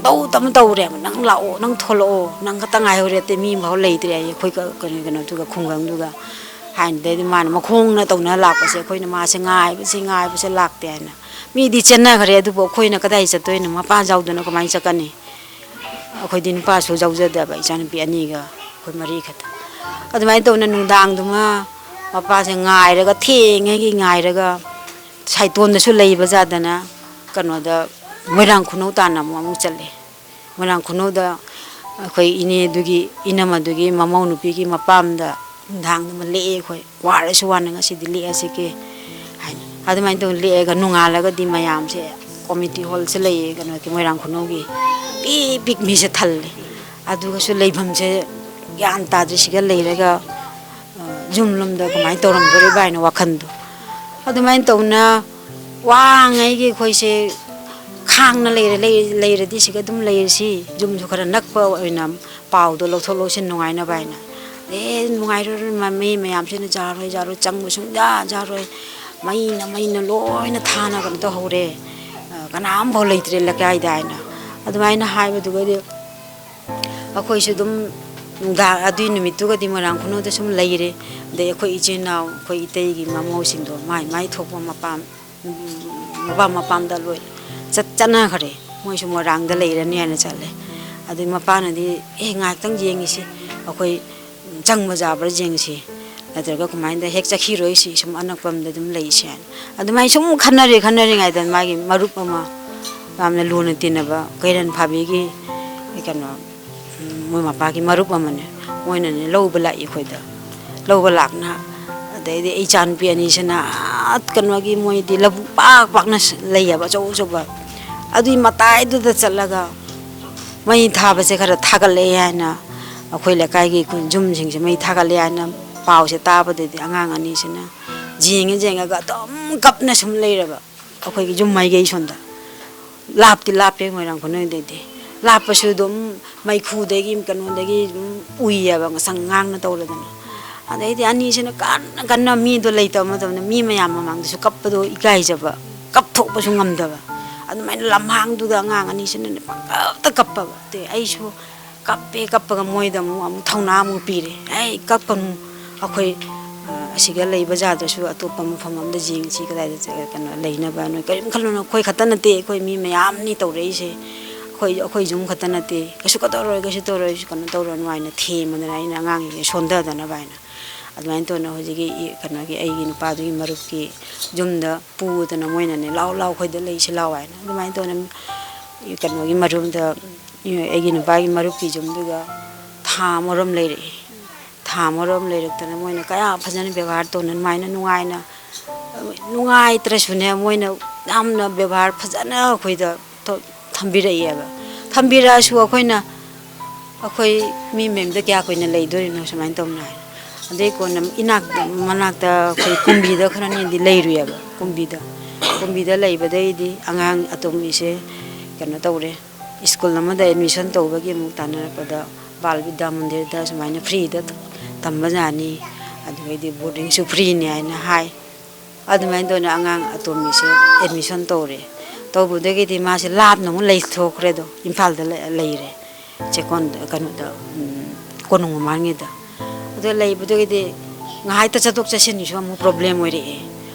problem ꯑꯣꯏꯔꯕꯅꯤꯅ ꯄꯩꯁꯥꯗꯣ ꯇꯤꯡꯕꯒꯤ ꯊꯕꯛ ꯉꯥꯛꯇ ꯑꯣꯏꯔꯦ ꯀꯦꯝꯇ ꯂꯩꯔꯁꯨ ꯒꯥꯔꯤ ꯚꯔꯥꯁꯨ ꯂꯩꯇꯕꯅꯤꯅ ꯑꯗꯨꯃꯥꯏꯅ ꯇꯧꯅ ꯑꯩꯈꯣꯏꯁꯦ ꯁꯤꯒ ꯂꯩꯔꯗꯤ ꯌꯥꯔꯔꯣꯏ ꯒꯥꯔꯤ ꯚꯔꯥꯁꯦ ꯁꯨꯝ ꯆꯪꯕꯅꯤꯅ ꯍꯥꯏꯅ ꯁꯨꯃꯥꯏꯅ ꯄꯥꯎꯁꯦ ꯑꯗꯨꯝ ꯂꯧꯕꯗ ꯈꯣꯌꯥꯊꯣꯡꯗ ꯁꯨꯃꯥꯏꯅ ꯍꯥꯡꯉꯦ ꯍꯥꯏꯅ ꯍꯥꯏꯕꯗꯩꯗꯤ ꯑꯩꯈꯣꯏꯁꯨ ꯐꯔꯦ ꯑꯗꯨꯏꯗꯤ ꯈꯔ ꯅꯛꯁꯜꯂꯗꯤ ꯑꯉꯥꯡꯁꯤꯒꯤ ꯅꯛꯁꯜꯂꯗꯤ ꯆꯠꯊꯣꯛ ꯆꯠꯁꯤꯟꯁꯨ ꯈꯔ ꯀꯩꯅꯣ ꯑꯣꯏꯔꯔꯣꯏ ꯍꯥꯏꯅ ꯁꯨꯃꯥꯏꯅ ꯁꯤ ꯃꯐꯝꯁꯤꯒ ꯌꯧꯅ ꯑꯩꯈꯣꯏ ꯍꯧꯖꯤꯛꯐꯥꯎ ꯂꯩꯔꯤꯁꯤꯅ ꯑꯗꯨꯕꯨ ꯃꯇꯝꯗꯨꯒꯗꯤ ꯀꯞꯈꯤꯕ ꯃꯌꯥꯝꯁꯤꯡꯗꯣ ꯍꯧꯖꯤꯛ ꯈꯇꯪꯅꯦ ꯅꯨꯡꯉꯥꯏꯔꯦ ꯈꯇꯪ ꯋꯥꯈꯟꯗꯣ ꯈꯔ ꯅꯨꯡꯉꯥꯏꯊꯣꯛꯑꯦ ꯃꯌꯥꯝꯁꯤꯅ ꯐꯖꯅ ꯑꯩꯈꯣꯏꯗ ꯋꯦꯜꯀꯝꯁꯦ ꯇꯧꯗꯅ ꯃꯣꯏꯅ ꯄꯤꯖ ꯄꯤꯊꯛꯇꯒꯤ ꯀꯔꯤꯁꯨ ꯄ꯭ꯔꯣꯕ꯭ꯂꯦꯝ ꯂꯩꯍꯟꯗꯅ ꯑꯩꯈꯣꯏꯁꯨ ꯊꯝꯕꯁꯦ ꯑꯩꯈꯣꯏ ꯌꯥꯝꯅ ꯅꯨꯡꯉꯥꯏꯖꯩ ꯑꯩꯈꯣꯏ ꯍꯥꯏꯅꯤꯡꯉꯥꯏ ꯂꯩꯇꯅ ꯑꯗꯨꯕꯨ ꯑꯩꯈꯣꯏꯅ ꯄꯥꯝꯃꯤꯁꯤꯅꯅꯦ ꯏꯁꯥꯒꯤ ꯌꯨꯝꯁꯦ ꯄꯤꯛꯄ꯭ꯔꯥ ꯆꯥꯎꯕ꯭ꯔꯥ ꯑꯃꯇꯪ ꯊꯕꯛ ꯑꯣꯏꯔꯗꯤ ꯑꯩꯈꯣꯏ ꯃꯌꯥꯝ ꯑꯩꯈꯣꯏꯒꯤ ꯏꯃꯥ ꯏꯗꯣꯟ ꯃꯌꯥꯝ ꯏꯆꯤꯟ ꯏꯅꯥꯎ ꯃꯌꯥꯝ ꯂꯩꯀꯥꯏ ꯃꯌꯥꯝꯁꯤ ꯄꯨꯂꯞ ꯄꯨꯟꯅ ꯍꯥꯟꯅꯩ ꯑꯗꯨꯃꯥꯏꯅ ꯂꯩꯅꯤꯡꯉꯤ ꯑꯩꯈꯣꯏ ꯏꯅꯦꯒꯤ ꯃꯤꯡ ꯂꯩꯐꯝ ꯑꯗꯨꯒ ꯃꯐꯝ ꯑꯁꯤꯗ ꯔꯤꯂꯤꯐ ꯀꯦꯝꯞ ꯑꯁꯤꯗ ꯀꯩ ꯑꯣꯏꯅ ꯇꯧꯔꯒ ꯃꯐꯝ ꯄꯨꯕꯤꯔꯒ ꯂꯩꯕꯤꯕꯅꯣ ꯑꯩꯒꯤ ꯃꯤꯡ ꯏꯔꯨꯝꯕꯝ ꯁꯅꯥꯌꯥꯏꯃ ꯗꯦꯕꯤ ꯀꯧꯏ ꯑꯩ ꯊꯥꯡꯃꯩꯕꯟ ꯂꯧꯔꯨꯝꯄꯨꯔꯦꯜ ꯂꯩꯀꯥꯏꯗꯩꯅꯤ ꯑꯩ ꯏꯁꯥꯃꯛ ꯁꯤꯗ ꯔꯤꯂꯤꯐ ꯀꯦꯝꯞꯁꯦ ꯇꯒꯗꯣꯔ ꯔꯤꯂꯤꯐ ꯀꯦꯝꯞꯁꯤꯗ ꯚꯣꯂꯟꯇꯤꯌꯔ ꯑꯣꯏꯅ ꯂꯩꯖꯕꯅꯤ ꯔꯤꯂꯤꯐ ꯀꯦꯝꯞ ꯑꯁꯤꯗ ꯍꯥꯏꯗꯤ ꯂꯩꯔꯤꯕ ꯃꯤꯁꯤꯡꯁꯦ ꯀꯌꯥꯃꯨꯛ ꯂꯩꯕꯤꯕ ꯑꯗꯒꯤ ꯃꯣꯏꯒꯤ ꯆꯥꯕ ꯊꯛꯄꯅ ꯀꯃꯥꯏꯅ ꯇꯧꯔꯤꯕ ꯍꯥꯏꯐꯦꯠ ꯍꯥꯏꯕꯤꯌꯨ ꯔꯤꯂꯤꯐ ꯀꯦꯝꯞꯁꯤꯗ ꯑꯔꯥꯎꯟ ꯃꯤꯁꯦ 207 ꯂꯩꯀꯣ ꯇꯣꯇꯦꯜ ꯋꯤꯠ ꯁ꯭ꯇꯨꯗꯦꯟ ꯁ꯭ꯀꯨꯜꯒꯤ ꯑꯉꯥꯡ ꯕꯣꯔꯗꯤꯡ ꯅꯨꯄꯥ ꯅꯨꯄꯤ 39 ꯑꯃꯒ ꯑꯗꯨꯒ ꯆꯥꯕ ꯊꯛꯄꯁꯤꯅ ꯑꯩꯈꯣꯏꯒꯤ ꯔꯨꯇꯤꯟ ꯅꯥꯏ ꯍꯥꯏꯇꯥꯔꯦ ꯍꯥꯏꯗꯤ ꯇꯥꯏꯝ ꯇꯦꯕꯜ ꯁꯦꯝꯗꯣꯛꯑꯦ ꯑꯩꯈꯣꯏꯅ ꯃꯣꯔꯅꯤꯡꯗꯅ ꯑꯩꯈꯣꯏꯒꯤ ꯄ꯭ꯔꯣꯇꯤꯟ ꯑꯣꯏꯕ ꯄꯤꯖꯩ ꯏꯚꯤꯅꯤꯡꯗꯅ ꯑꯩꯈꯣꯏ ꯃꯩꯇꯩꯒꯤ ꯑꯣꯏꯕ ꯆꯤꯟꯖꯥꯛ ꯀꯥꯡꯁꯣꯏ ꯀꯩꯒꯨꯝꯕ ꯄꯤꯖꯩ ꯑꯗꯨꯒ ꯁꯟꯗꯦꯗꯅ ꯀꯝꯄꯜꯁꯔꯤ ꯆꯤꯀꯟ ꯑꯗꯨꯒ ꯋꯦꯗꯅꯁꯗꯦꯗꯅ ꯌꯦꯔꯨꯝ ꯊꯣꯡꯕ ꯄꯤꯖꯩ ꯔꯤꯂꯤꯐ ꯀꯦꯝꯞꯁꯤꯗ ꯂꯩꯔꯤꯕ ꯃꯌꯥꯝꯁꯦ ꯀꯃꯥꯏꯅ ꯃꯣꯏꯒꯤ ꯅꯥꯔꯛ ꯌꯦꯛꯂꯛꯄ ꯑꯃꯗꯤ ꯀꯃꯥꯏꯅ ꯗꯣꯛꯇꯔ ꯇꯥꯟꯅꯕ ꯈꯣꯠꯄꯁꯤ ꯀꯃꯥꯏꯅ ꯇꯧꯕꯤꯒꯦ ꯅꯥꯔꯛ ꯌꯦꯛꯂꯛꯄꯒꯤ ꯍꯥꯏꯔꯗꯤ ꯑꯩꯈꯣꯏ ꯑꯜꯇꯔꯅꯦꯠ ꯗꯦꯖ ꯑꯣꯏꯅ ꯃꯦꯗꯤꯀꯦꯜ ꯇꯤꯝ ꯂꯥꯛꯏ ꯃꯟꯗꯦ ꯋꯦꯗꯅꯁꯗꯦ ꯐ꯭ꯔꯥꯏꯗꯦ ꯑꯗꯨꯒ ꯏꯟ ꯑꯦꯅꯤ ꯑꯦꯃꯔꯖꯦꯟꯁꯤ ꯀꯦꯁ ꯑꯣꯏꯔꯒꯅ ꯑꯩꯈꯣꯏ ꯋꯦꯜꯐꯤꯌꯔ ꯀꯃꯤꯇꯤ ꯍꯥꯏꯅ ꯇꯣꯉꯥꯟꯅ ꯂꯩ ꯑꯗꯨꯗꯨꯅ ꯑꯗꯨꯝ ꯑꯩꯈꯣꯏ ꯄꯨꯏ ꯆꯥꯕ ꯊꯛꯄꯁꯦ ꯍꯥꯏꯗꯤ ꯃꯣꯏꯒꯤ ꯀꯃꯥꯏꯅ ꯀꯩ ꯍꯥꯏꯗꯤ ꯀꯩꯅ ꯍꯥꯏꯗꯤ ꯃꯣꯏ ꯑꯇꯣꯞꯄꯅ ꯃꯇꯦꯡ ꯄꯥꯡꯕꯤꯔꯛꯄ ꯑꯗꯒꯤ MLAꯅꯕꯨ ꯑꯣꯏꯒꯦꯔꯥ ꯃꯌꯥꯝ ꯄꯥꯡꯕꯤꯔꯛꯑꯝꯒꯅꯦꯕꯀꯣ ꯃꯣꯏꯒꯤ ꯆꯥꯕ ꯊꯛꯄꯒꯤ ꯃꯑꯣꯡꯁꯤꯗꯤ ꯀꯃꯥꯏꯅ ꯆꯥꯕ ꯊꯛꯄꯁꯦ ꯍꯣꯏ ꯃꯇꯝꯒꯤ ꯃꯇꯨꯡꯗ ꯍꯧꯔꯛꯄꯗ ꯃꯌꯥꯝ ꯄꯥꯡꯕ ꯂꯥꯛꯏ ꯑꯗꯣ ꯑꯌꯥꯝꯕꯗꯤ ꯑꯩꯈꯣꯏ ꯑꯣꯅꯔꯦꯕꯜ MLAꯅ ꯑꯌꯥꯝꯕ ꯂꯣꯏ ꯇꯧꯕ ꯉꯥꯛꯇꯅꯦ ꯍꯥꯏꯇꯥꯔꯦꯀꯣ MLAꯁꯦ ꯀꯩ ꯀꯦꯟꯗ꯭ꯔ ꯑꯣꯏꯗꯣꯏꯅꯣ ꯁꯤꯁꯦ ꯊꯥꯡꯃꯩꯕꯟ ꯀꯦꯟꯗ꯭ꯔ MLA ꯁ꯭ꯔꯤ ꯈꯣꯡꯃꯨꯛꯆꯝ ꯖꯣꯏ ꯀꯤꯁꯟꯁ ꯂꯣꯏꯖꯤꯡ ꯂꯣꯌꯥꯗ ꯂꯩꯔꯤꯕ ꯏꯕꯨꯡ ꯏꯄ꯭ꯋꯥ ꯑꯗꯒꯤ ꯏꯃꯥ ꯃꯩꯔꯥ ꯄꯥꯏꯕꯤꯁꯤꯡꯁꯤꯅ ꯃꯈꯣꯏꯅ ꯉꯥꯛ ꯁꯦꯟꯗꯅ ꯍꯧꯖꯤꯛꯁꯦ ꯂꯩꯔꯤꯕꯅꯦꯕ ꯃꯈꯣꯏꯁꯤꯡꯁꯤꯗ ꯀꯔꯤ ꯃꯦꯁꯦꯖ ꯄꯤꯅꯤꯡꯒꯦ ꯂꯣꯏꯖꯤꯡ ꯂꯣꯌꯥꯗ ꯂꯩꯔꯤꯕ ꯏꯕꯨꯡ ꯏꯄꯥ ꯏꯃꯥ ꯏꯕꯦꯟ ꯏꯆꯟ ꯏꯆꯥ ꯍꯥꯏꯇꯥꯔꯦꯀꯣ ꯑꯩꯈꯣꯏꯅ ꯁꯤꯗ ꯏꯃꯥ ꯍꯣꯏꯒꯤ ꯃꯇꯦꯡ ꯄꯥꯡꯕ ꯂꯥꯛꯄ ꯉꯝꯗ꯭ꯔꯕꯁꯨ ꯏꯃꯥ ꯍꯣꯏ ꯊꯧꯅꯥ ꯂꯩꯕꯤꯌꯨ ꯏꯃꯥ ꯍꯣꯏꯒꯤ ꯃꯔꯤ ꯃꯇꯥ ꯑꯗꯩꯏꯃꯨꯡ ꯃꯅꯨꯡ ꯃꯌꯥꯝ ꯑꯃꯁꯨ ꯑꯩꯈꯣꯏꯅ ꯁꯤꯗ ꯋꯥꯅ ꯍꯣꯠꯅꯖꯔꯤꯀꯣ ꯂꯣꯏꯅꯅ ꯑꯗꯨꯝ ꯍꯣꯠꯅꯈꯤꯅꯤ ꯑꯗꯨꯒ ꯀꯔꯤꯒꯨꯝꯕ ꯉꯝꯗ꯭ꯔꯁꯨ ꯃꯇꯦꯡ ꯄꯥꯡꯕ ꯂꯥꯛꯑꯣ ꯍꯥꯏꯔꯕꯁꯨ ꯑꯩꯈꯣꯏ ꯑꯗꯨꯝ ꯁꯣꯏꯗꯅ ꯂꯥꯛꯀꯅꯤ ꯃꯌꯥꯝ ꯍꯧꯅꯔꯒ ꯔꯤꯂꯤꯐ ꯀꯦꯝꯞ ꯑꯁꯤꯗ ꯂꯩꯔꯤꯕ ꯂꯥꯟꯖꯦꯟꯅꯔꯛꯂꯤꯕ ꯃꯌꯥꯝ ꯄꯨꯝꯅꯃꯛꯅ ꯃꯁꯥ ꯃꯁꯥꯒꯤ ꯍꯥꯟꯅꯒꯤ ꯃꯌꯨꯝꯁꯤꯡ ꯑꯗꯨꯗ ꯍꯟꯖꯅꯤꯡꯕꯒꯤ ꯑꯄꯥꯝꯕ ꯑꯗꯨ ꯐꯣꯡꯗꯣꯔꯛꯂꯤ ꯉꯁꯤꯒꯤ ꯑꯣꯏꯅꯗꯤ ꯃꯇꯥꯡ ꯑꯁ꯭ꯋꯥꯏꯗ ISTVꯗ ꯊꯃꯣꯏꯒꯤ ꯄꯥꯎꯗꯝ ꯂꯣꯏꯁꯤꯟꯖꯔꯤ ꯑꯗꯣꯝꯕꯨ ꯑꯃꯨꯛ ꯍꯟꯅ ꯙꯅꯃꯟꯖꯨꯔꯤ ꯈꯥꯔꯤꯕꯝꯅ ꯈꯨꯔꯨꯝꯖꯔꯤ